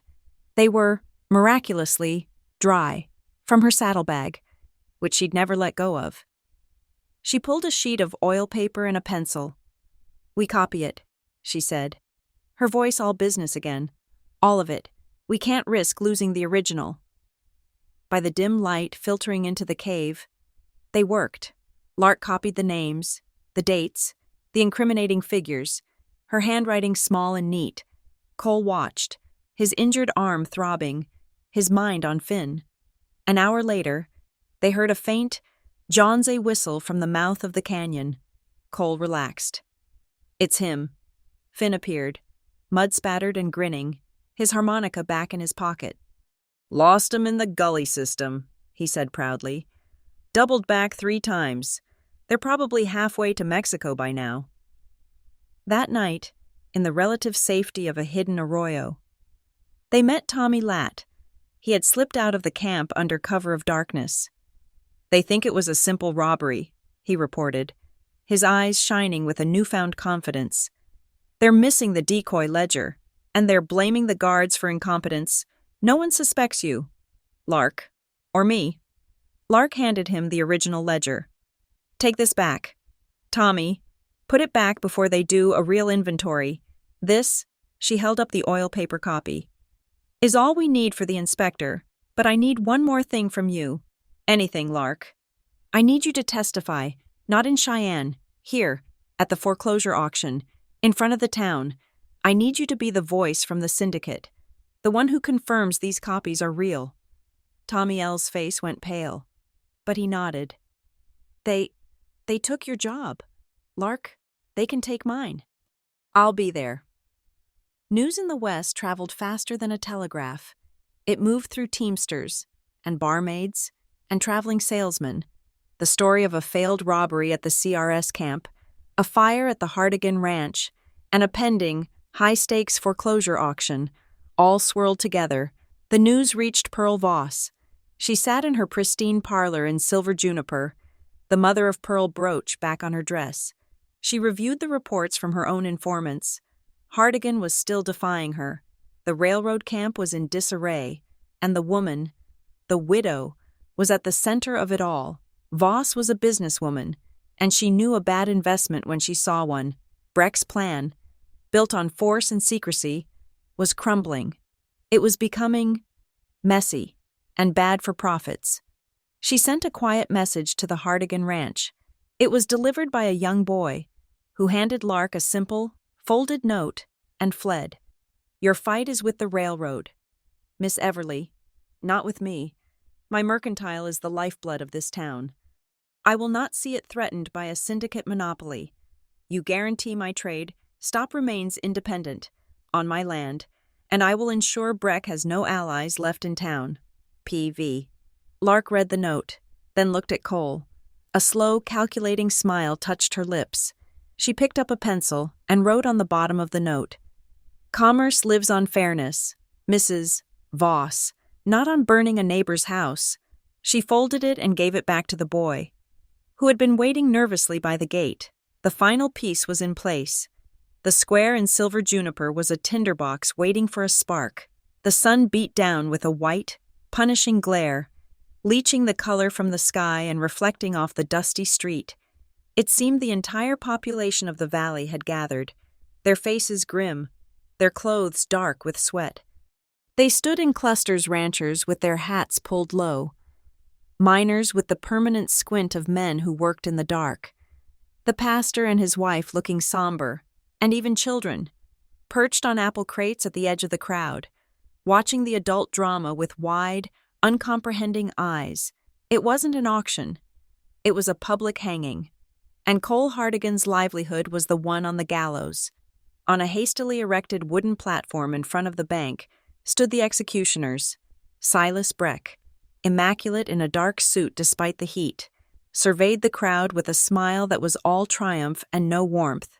Beside him, Judge Orrin Millcutt, his face a mask of judicial gravity, held the foreclosure order. He was the law, and today, the law was a cudgel. Breck raised a hand for silence. though the crowd was already deathly quiet. "A sad day," he began, his voice oiled with false sympathy. "But a necessary one. The bank, like the land, must follow the cycles of the world. Some things flourish, and some do not." Judge Milcutt stepped forward, unrolling the document.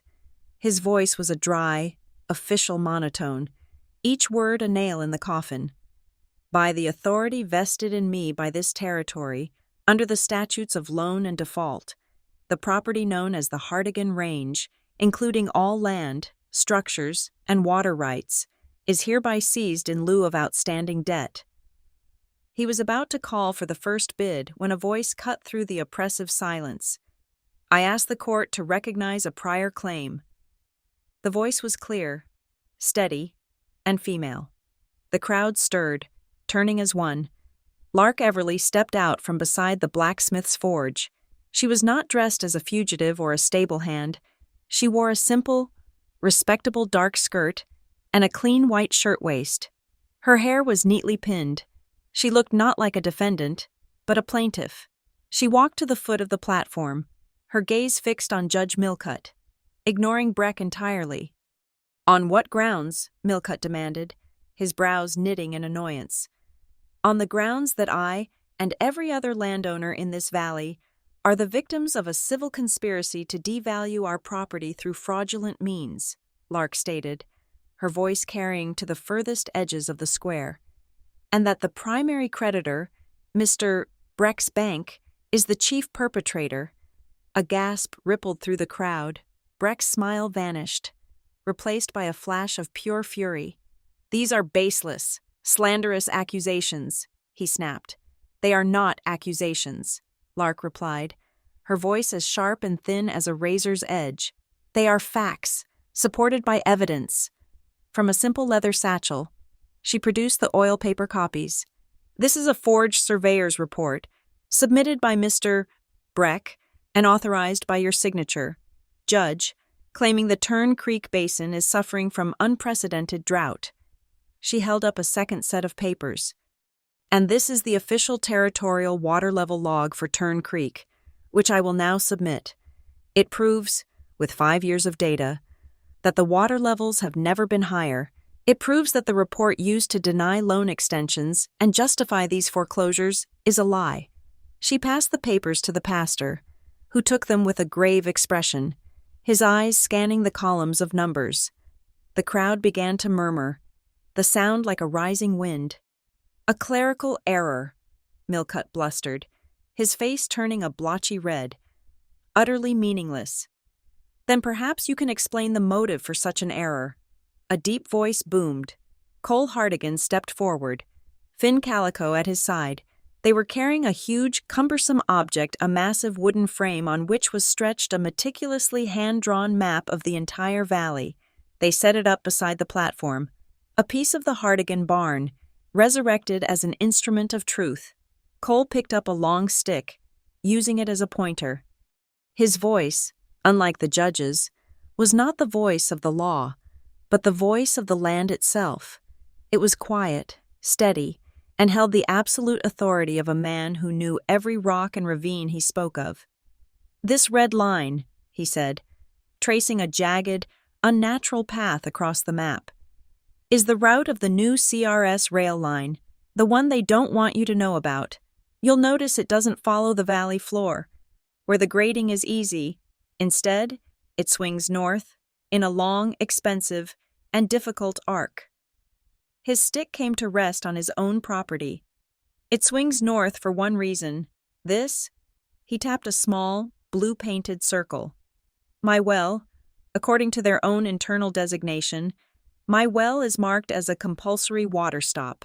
The entire scheme, the foreclosures, the drought report, all of it was designed to seize the one thing the railroad needs to cross these mountains. The motive isn't debt, friends.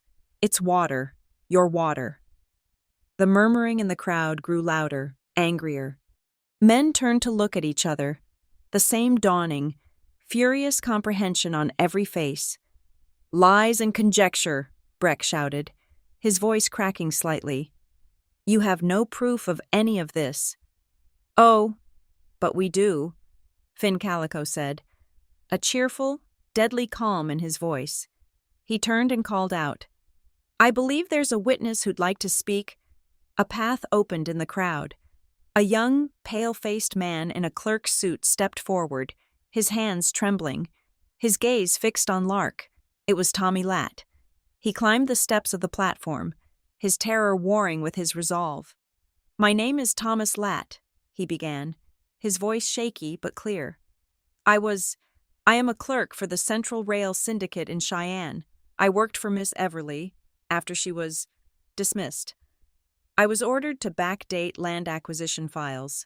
I saw Mr. Breck in person, take the official ledger detailing these plans. I heard Mr. Abernathy, my superior, say that he was acting on direct orders from H.G. Chandler and the CRS board. The name G. Chandler fell into the crowd like a boulder, sending out shockwaves of understanding. He was a name of immense, almost mythical power in the territory. And I can attest, Tommy finished, his voice gaining strength as he looked directly at Lark, that these copies, he pointed to the papers in the pastor's hands, are a true and accurate representation of the documents in that stolen ledger. The square erupted.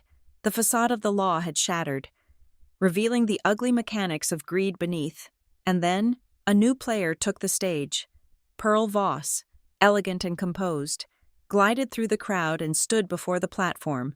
She looked at Breck, not with the eyes of an ally, but with the cold appraisal of an undertaker measuring a client. From her satchel, she produced a single, heavy, brand-new railroad spike. She held it up for all to see. Stamped into its head were 3 letters, C.R.S. Mr. Breck approached me as an investor, she announced, her voice carrying with crystalline clarity. He offered me shares in a new water company in exchange for financing the production of certain materials like this. She tossed the spike onto the platform. It landed with a heavy, damning thud. I am a businesswoman. I invest in progress. I do not, she said, her eyes like chips of violet ice. Invest in fire. That was it. The final betrayal. The dam of civility broke. Judge Millcutt, his face slick with sweat, pointed a trembling finger at Lark. This is an illegal assembly. This woman is a fugitive, a slanderer. I order her arrested. 2 burly men who served as town constables moved forward, their expressions uncertain.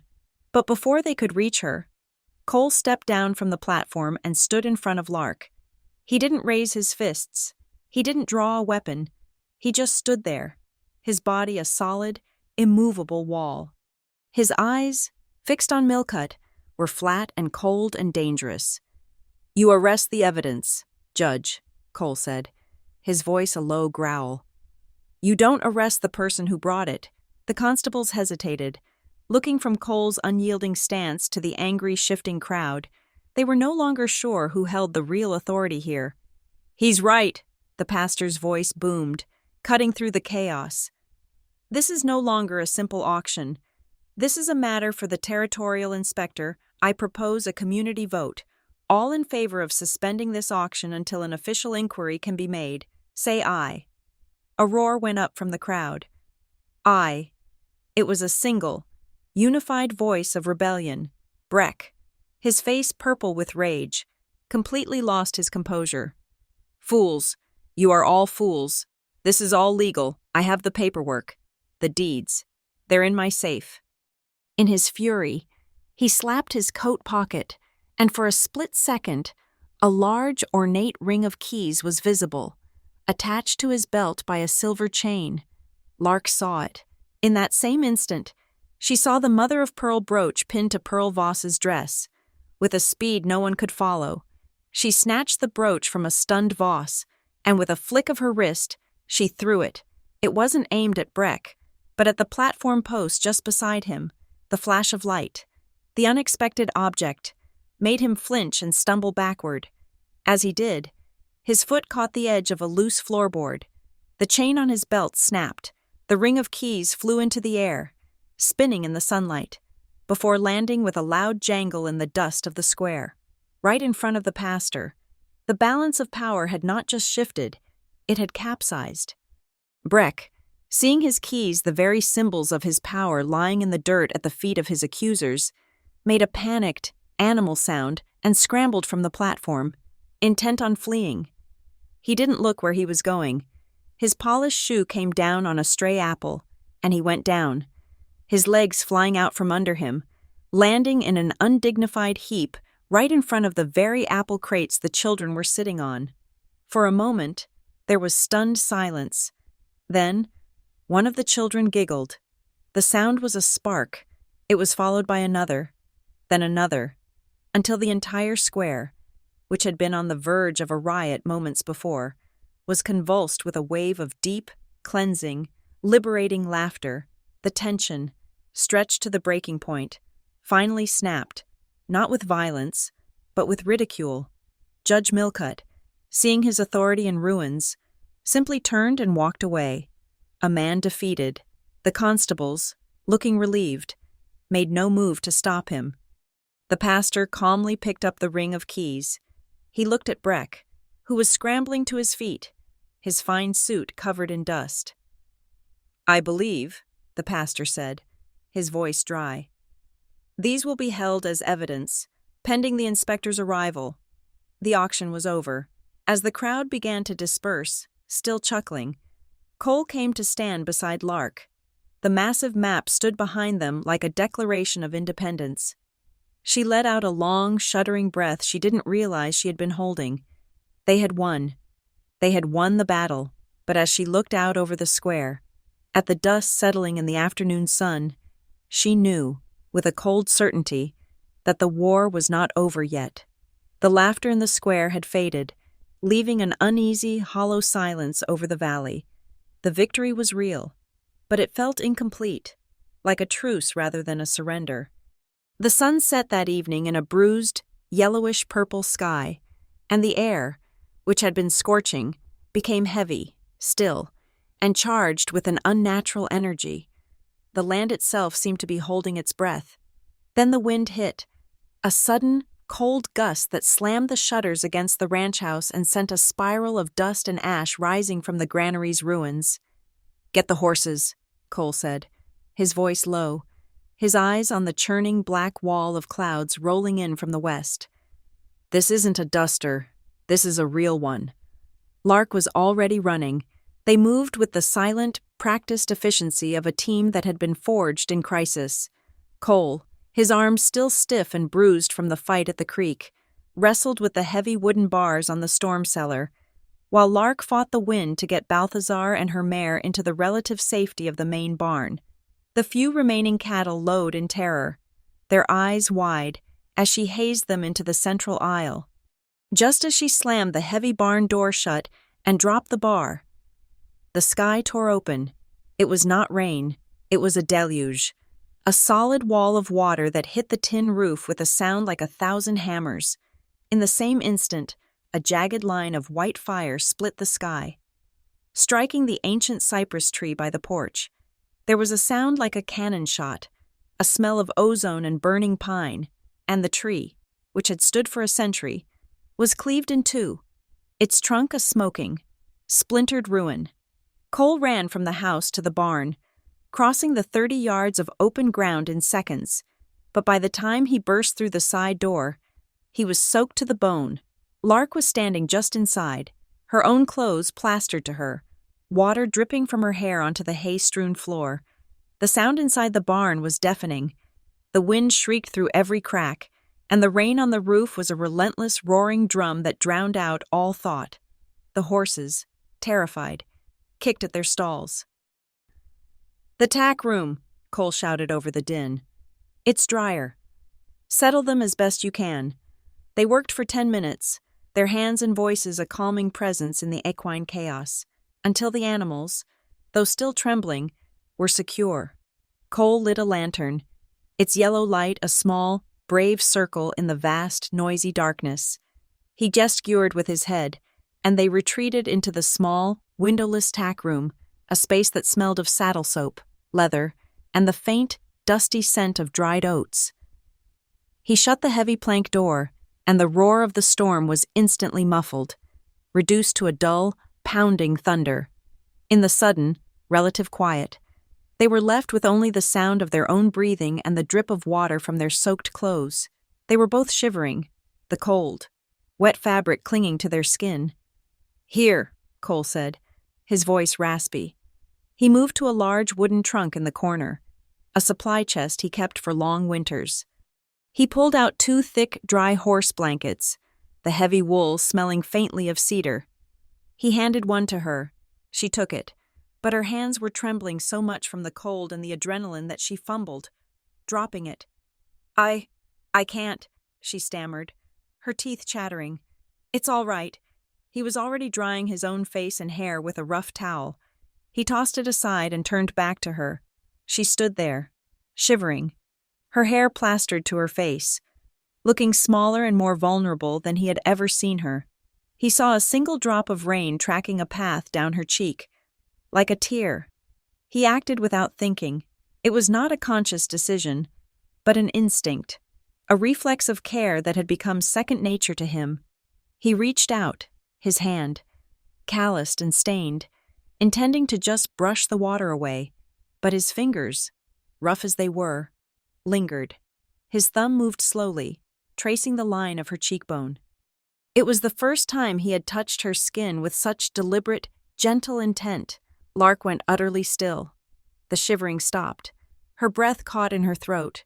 She looked up at him, her eyes wide and dark in the lamplight, and in that moment, the storm, the fire, the fight, it all receded, leaving only the few inches of charged air between them. "You touch me," she whispered, her voice so low he barely heard it over the rain. "Like you've waited forever." His hand froze, his gaze locked with hers. He had waited a lifetime. In a silence he hadn't known could be broken, for a person he hadn't known he could find. Her words, spoken with such quiet certainty, gave him permission. He didn't pull away. He let his other hand come up. Framing her face, he leaned in, slowly, giving her every chance to turn away. She didn't. She rose on her toes, her cold, trembling hands coming to rest on his chest, right over his heart. He kissed her. It was a deep, slow kiss, not of frantic passion, but of profound, bone-deep recognition. It was a kiss that had been earned through fire and forged in conspiracy. It was the taste of rain, and smoke, and the salt cave's promise. It was an answer to a question he hadn't even known how to ask. He pulled her closer, his arms wrapping around her, lifting her slightly off the floor, and she molded against him, a sense of rightness, of finally being home, settling over her. He was solid and warm and real. As the kiss deepened, a new, unfamiliar intimacy, he shifted his head, and their teeth, in a moment of human clumsiness, clicked together, a small, surprise sound, half laugh, half gasp, escaped her. He pulled back an inch, a low chuckle rumbling in his chest. They looked at each other, their foreheads pressed together, and smiled. The laughter, soft and real, broke the last of the tension. He held her tightly, burying his face in her damp hair, breathing her in.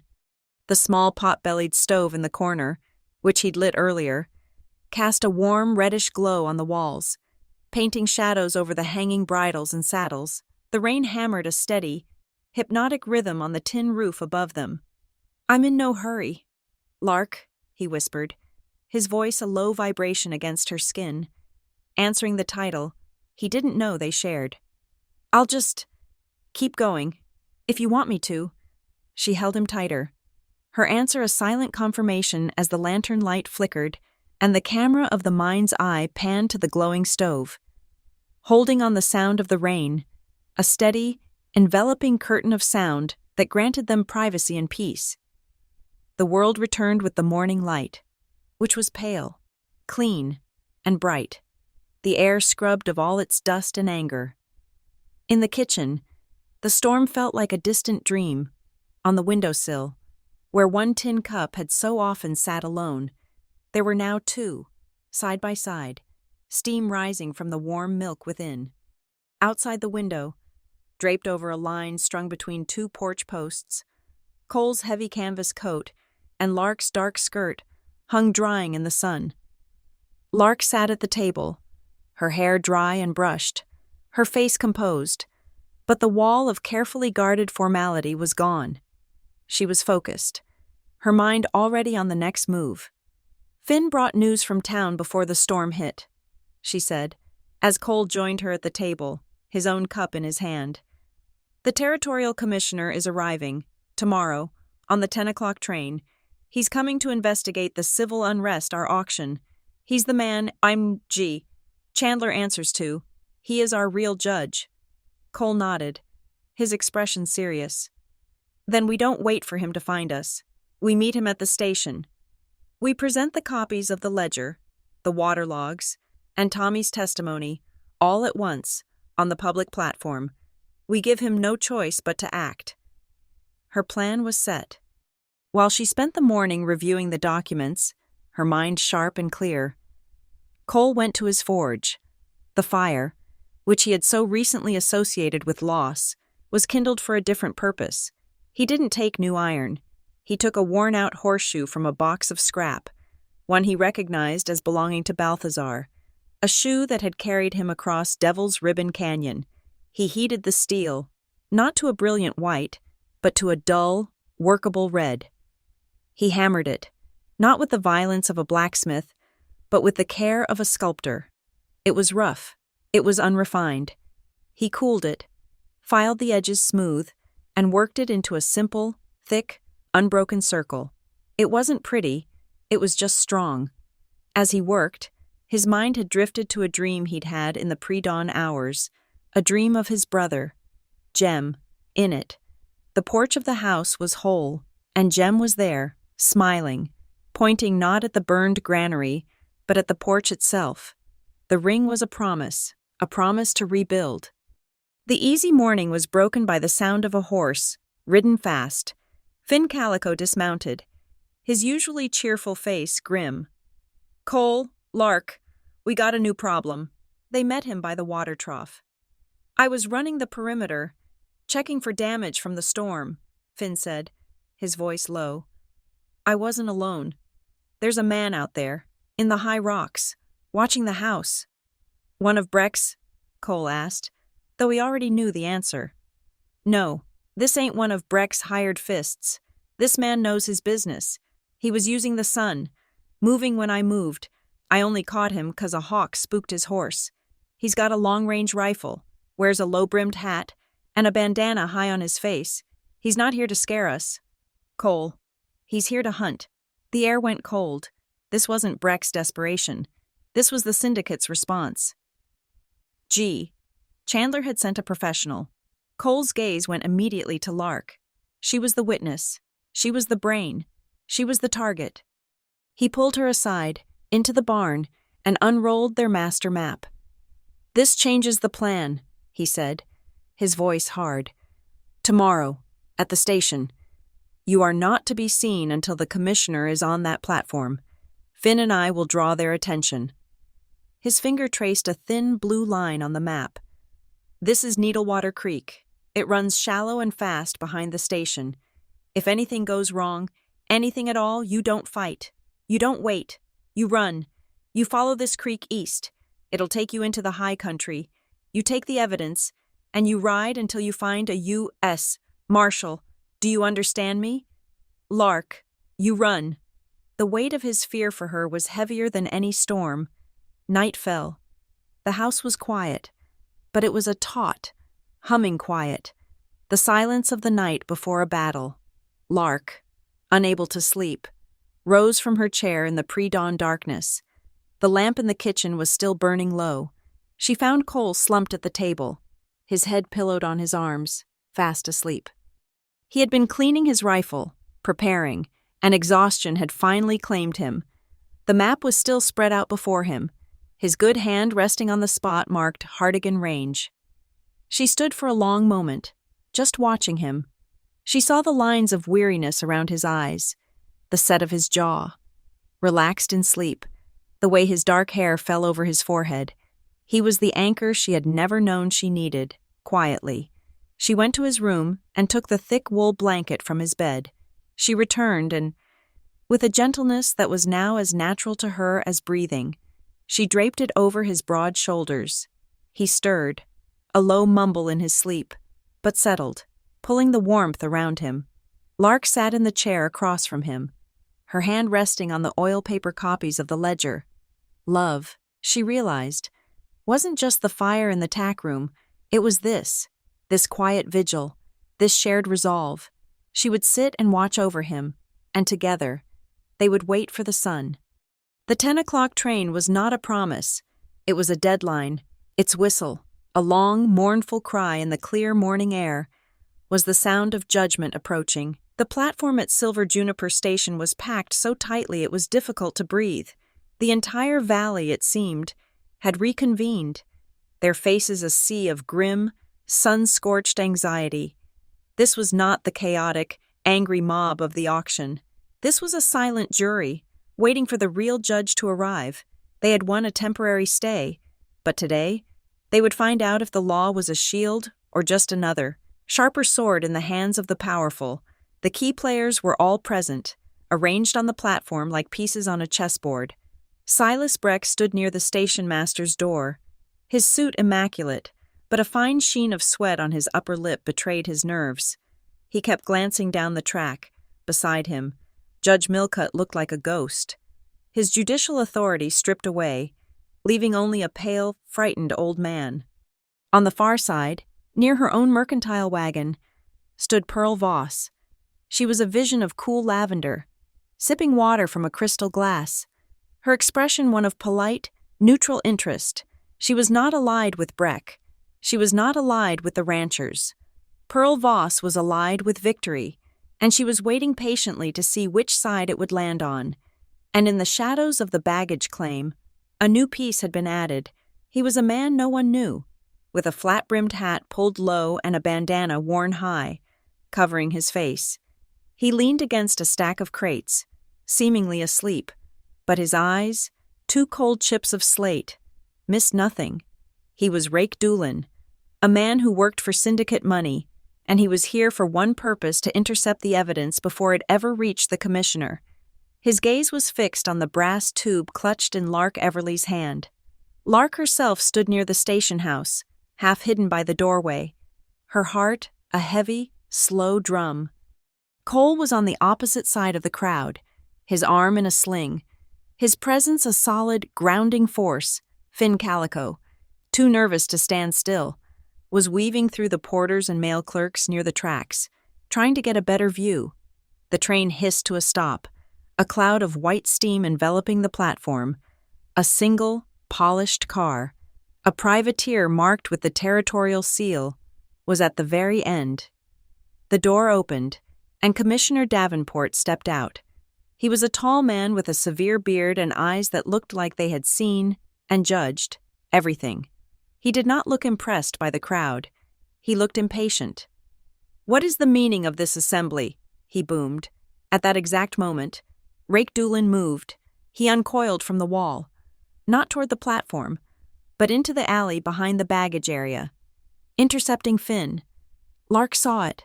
Her angle was perfect. She was looking past the commissioner, through the clean, reflective windows of his private car. In the glass, she saw the alley behind her as clearly as if it were a mirror. She saw Doolin step from the shadows. She saw him grab Finn Calico from behind, one hand over his mouth, the other pressing the dark, ugly snout of a revolver into his ribs. Doolin was using Finn as a shield, his cold eyes still fixed on Lark, his intent clear the tube, or the boy. There was no time to scream. The commissioner was looking at Breck, demanding an answer. Lark had to reach Cole, who was 20 yards away, his back to the alley. She caught his eye across the sea of hats. He saw the sudden, stark terror on her face.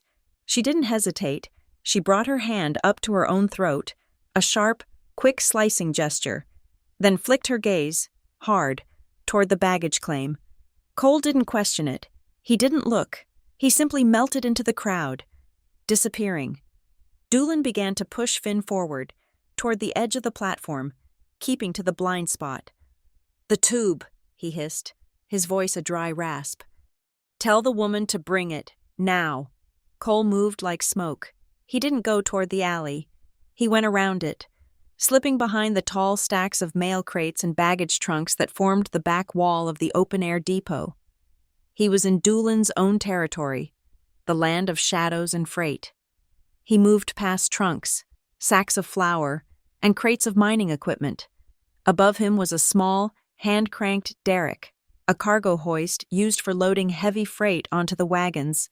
A thick rope snaked down from its arm, currently holding a wide cargo net full of bales of wire. Doolin was just rounding the corner, shoving Finn in front of him. "I see you, girl. Bring it here.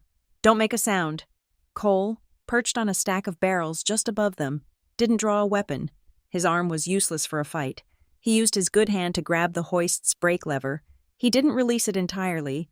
He just eased it, loosening the rope with a single, sharp jerk. The cargo net, weighing 300 pounds, didn't fall. It swung. It swept across the platform like a pendulum, a massive, silent web of rope and wire. Doolin heard the scrape of the rope and looked up, confused. The net took him full in the chest, not with the force of a blow, but with the unstoppable momentum of a tidal wave. He was swept clean off his feet. His hands flew open instinctively to break his fall.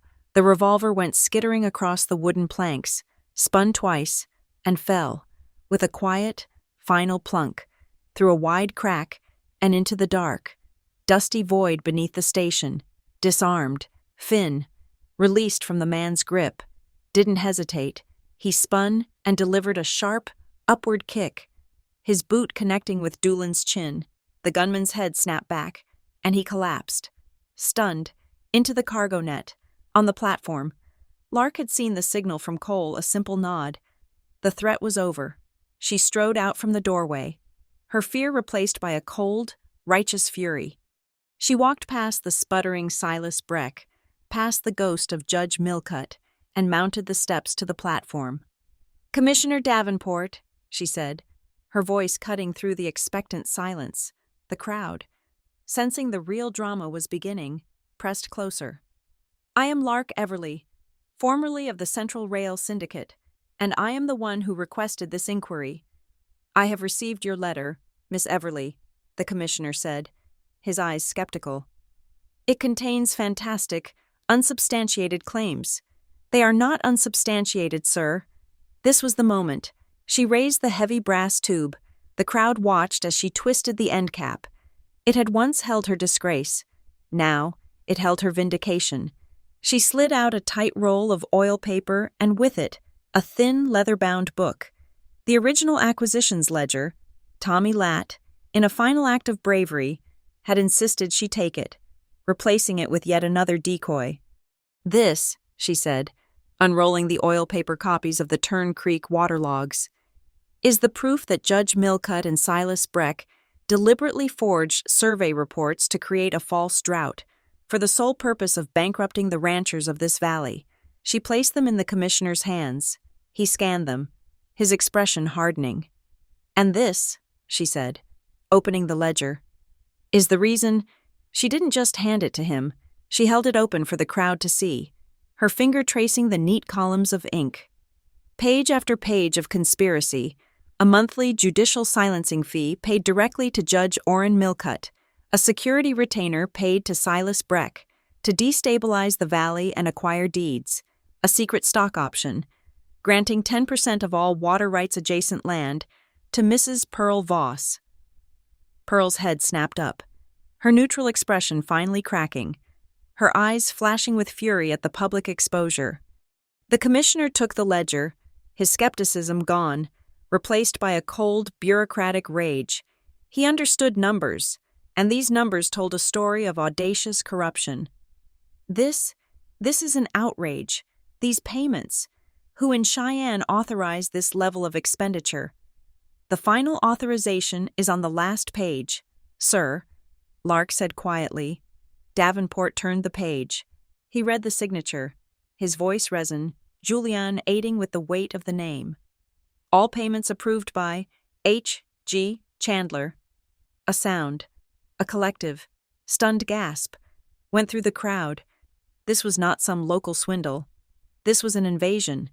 Directed from the top, H. G. Chandler, the invisible king of the territory, the man who owned senators and built railroads, had just been named in public. Silas Breck, his face the color of wet ash, knew the game was over. Chandler would feed him to the wolves to save himself. He looked at the constables, at the angry crowd, and at the train. The engine was still hissing, steam pluming. It was his only chance. He bolted. He lunged from the platform, shoving a porter aside, and made a desperate leap for the open door of the baggage car, scrambling for a handhold. He was halfway in when a calm, cutting voice stopped him. "Silas!" Pearl Voss stood directly in his path, blocking his escape. She was no longer watching. She was acting. "You haven't settled your account," she said, her voice light, conversational. She held up a single piece of paper, the unpaid invoice for the railroad spikes, signed by Breck himself. "You owe me for the delivery, and I always collect on my debts." Two of her burly teamsters stepped up behind Breck, their faces devoid of expression. They each took one of his arms. He was trapped between the train and his jilted partner, Commissioner Davenport, seeing all the confession he needed in Breck's attempted flight, pointed. "Constables, arrest that man, and arrest Judge Millcut. For conspiracy to defraud this territory and its people." Millcut, his face a ruin, didn't resist. He simply held out his wrists for the cuffs. A man who had already pronounced his own sentence, back by the baggage claim. Finn Calico was brushing the dust from his trousers. Rake Doolin, his head ringing, was just struggling to his feet. He lunged at Finn, his face a mask of rage. But Finn, no longer a hostage, was a different man. He sidestepped the clumsy charge, grabbed a spare leather rein from a mail cart, and hogtied the gunman with a flurry of practiced, angry knots. "You," Finn snarled, tightening the last knot with a vicious tug.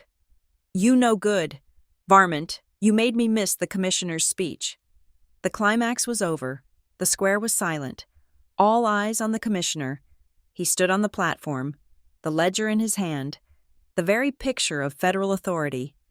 "This ledger," he announced, "and these water logs will be remanded to the territorial capital in Cheyenne under armed guard. I assure you, Mr. Chandler will have much to answer for." He looked at Breck, now held firmly by the constables. "I am signing an immediate injunction, freezing all assets of the Silver Juniper Bank and Trust, pending a full federal audit and seizure." Finally, he turned to the crowd, to the ranchers. "And by the authority vested in me by the United States Territory of Wyoming, I declare all foreclosure proceedings based on the fraudulent Turn Creek survey to be null and void, the Hardigan Range." He looked directly at Cole, who stood at the edge of the crowd. "Retains its full and exclusive water rights, effective immediately." A cheer went up, but it was not the raucous, angry yell of the auction. It was a wave of pure, exhausted relief. It was the sound of a lung, held tight for months, finally letting go. Lark stood on the platform, the empty brass tube in her hand, and felt the weight of 2 years of disgrace, of running, of fighting, simply dissolve. She swayed, her knees weak. She turned and looked down. Cole was standing at the foot of the steps, looking up at her. His arm was in its sling. His face was smudged with dirt from the baggage area, but his eyes were steady. He had never left. She walked down the steps, her gaze locked on his. When she reached the bottom, he didn't embrace her. He didn't speak. He just held out his good hand. Lark placed her hand in his. His grip was rough, warm, and infinitely strong. The crowd saw the gesture, and as one, they began to clap. It wasn't loud. It was a slow, rhythmic, steady applause. It was the sound of respect, of a community mended, of a deep, quiet gratitude. It was the sound of the wind finally changing seasons, blowing the dust and the smoke away, and leaving only the promise of clean air. The wind that blew across the Hardigan Range a week later was a different wind. It was no longer the hot, abrasive breath of the drought, nor the violent fury of the storm. It was a gentle, steady wind, carrying the clean, cool scent of distant rain and the promise of a turning season. And for the first time in years, it carried the sound of children's voices. On the front porch of the ranch house, the one that had been silent for so long, Jem Hardigan's school was finally in session. The blackboard was a wide, smooth plank of pine, salvaged from the burned granary, its edges still charred black, a testament to the fire it had survived. Propped against the house, it was covered in the chalky, uncertain letters of the alphabet. A long bench, also made from salvaged timber, was filled with a half-dozen children from the neighboring ranches, their bare feet dangling inches from the floorboards. Lark stood at one end of the porch, a piece of chalk in her hand, her face soft with a kind of gentle focus Cole had never seen before. She pointed to a word on the board. D-U. T-E-R,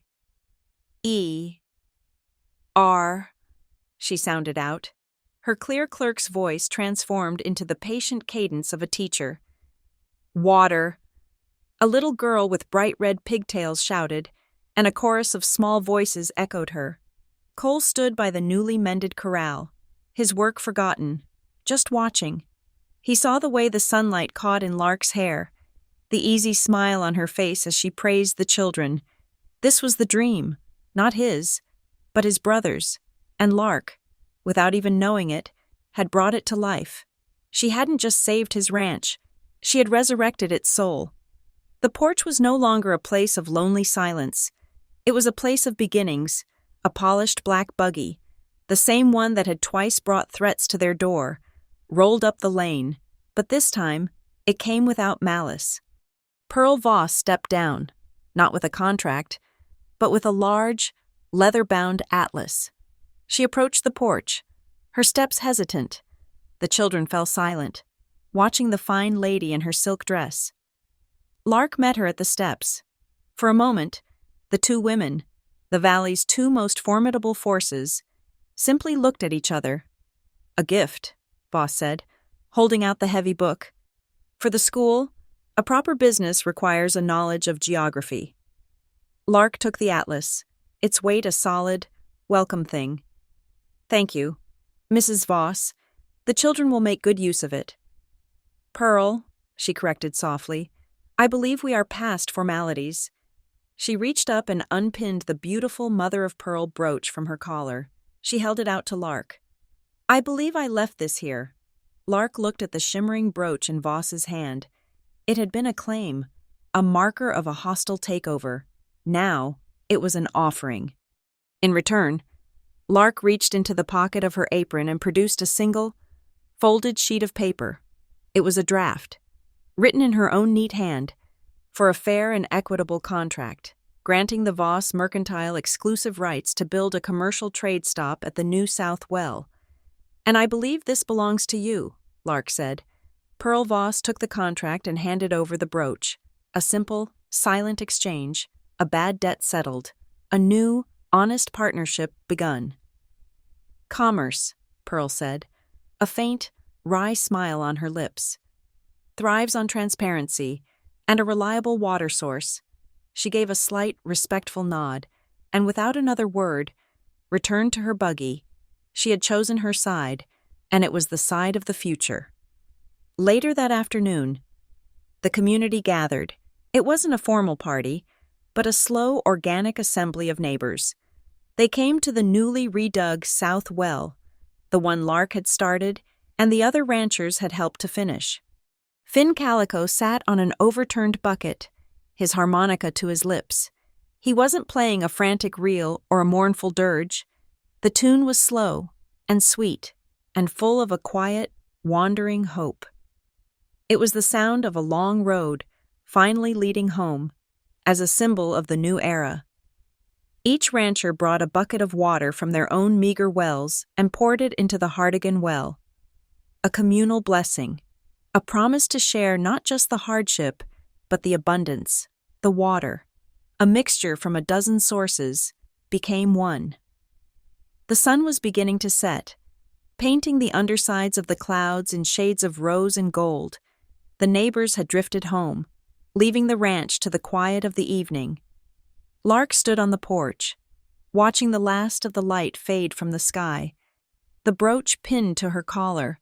Cole came to stand beside her, his hands dusty from the forge. He was silent for a long time, his gaze on the horizon. Then he turned to her. He didn't speak. He simply went down on one knee, there on the rough, familiar wood of the porch steps. The gesture was so unexpected, so contrary to his usual grounded pragmatism, that it stole her breath.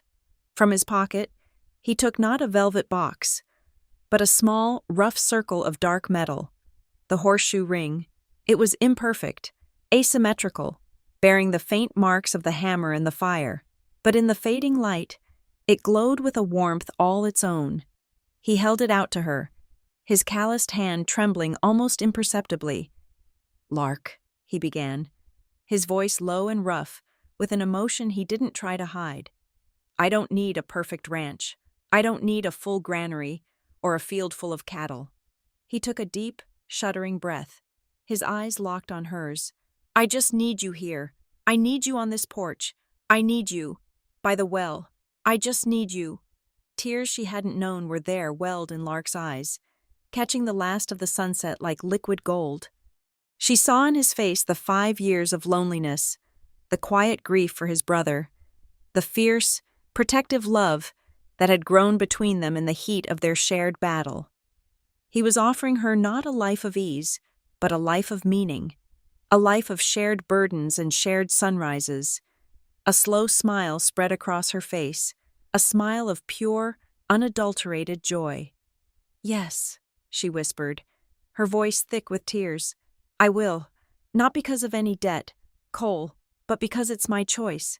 It's the only choice." He slid the rough, warm ring onto her finger. It fit perfectly. He stood, his hands finding her waist, and he drew her in. She wrapped her arms around his neck, and they kissed, a long, deep kiss of promises made and futures chosen, there on the porch of the house that had finally, truly, become a home. The imaginary camera of the memory pulls back, framing them in the doorway, 2 figures silhouetted against the warm light from within. It pans past them, to the windowsill, where 2 tin cups of warm milk sit side by side, a silent testament to a shared life, before dissolving to the vast, open plains. A few days later, a telegram arrived from Cheyenne, delivered by a rider from the nearest station. It was from Commissioner Davenport. It was brief and to the point. Breck convicted, sentenced federal prison, Millcut disbarred, H.G. Chandler resigned from CRS board pending further investigation, rail line reroute confirmed. Your claim is secure, congratulations, end. Justice was no longer just a victory in the town square. It was a fact. Written in ink and transmitted by wire, the ghosts were finally laid to rest. Out on the flats, the land was already responding. The recent rains, drawn by the big storm, had performed a small miracle, a faint green fuzz. The first shoots of new needle and thread grass was beginning to show through the cracked, dry earth. The bristlecone flats were blushing with the first hints of life. That evening, Lark and Cole walked out to the edge of their property, the place where the valley opened up to the vast expanse. The wind was cool on their faces. Lark leaned her head against his shoulder. Her hand, with its new, rough ring, held tightly in his. She turned her head, her lips close to his ear, and whispered the words that had started it all, the observation that had named the truth of him. "You touch me, like you've waited forever." Cole turned, his expression soft in the twilight. A low, gentle smile touched his lips, a smile of absolute peace and certainty. He brought her hand up and kissed her knuckles, right over the horseshoe ring. "I'll just keep going," he answered, his promise a quiet echo in the vast western silence. The camera of the mind holds on that image, his rough, calloused hand, covering hers, the simple, strong ring. The two of them, standing together as the sun, a perfect fiery orb, sinks behind the jagged silhouette of Coyote Lantern Ridge. The revenge is complete. The love has been chosen, and there are no more words needed. Thank you so much for listening to our story. We'd love to know where in the world you're tuning in from, so please drop a comment below to share your thoughts and connect with fellow listeners. If you enjoyed this journey, we invite you to subscribe to our channel, Wild West Stories 1850. Give this video a like, and if you're able, hit that hype button to help this story be heard by more people. Your support means the world to us.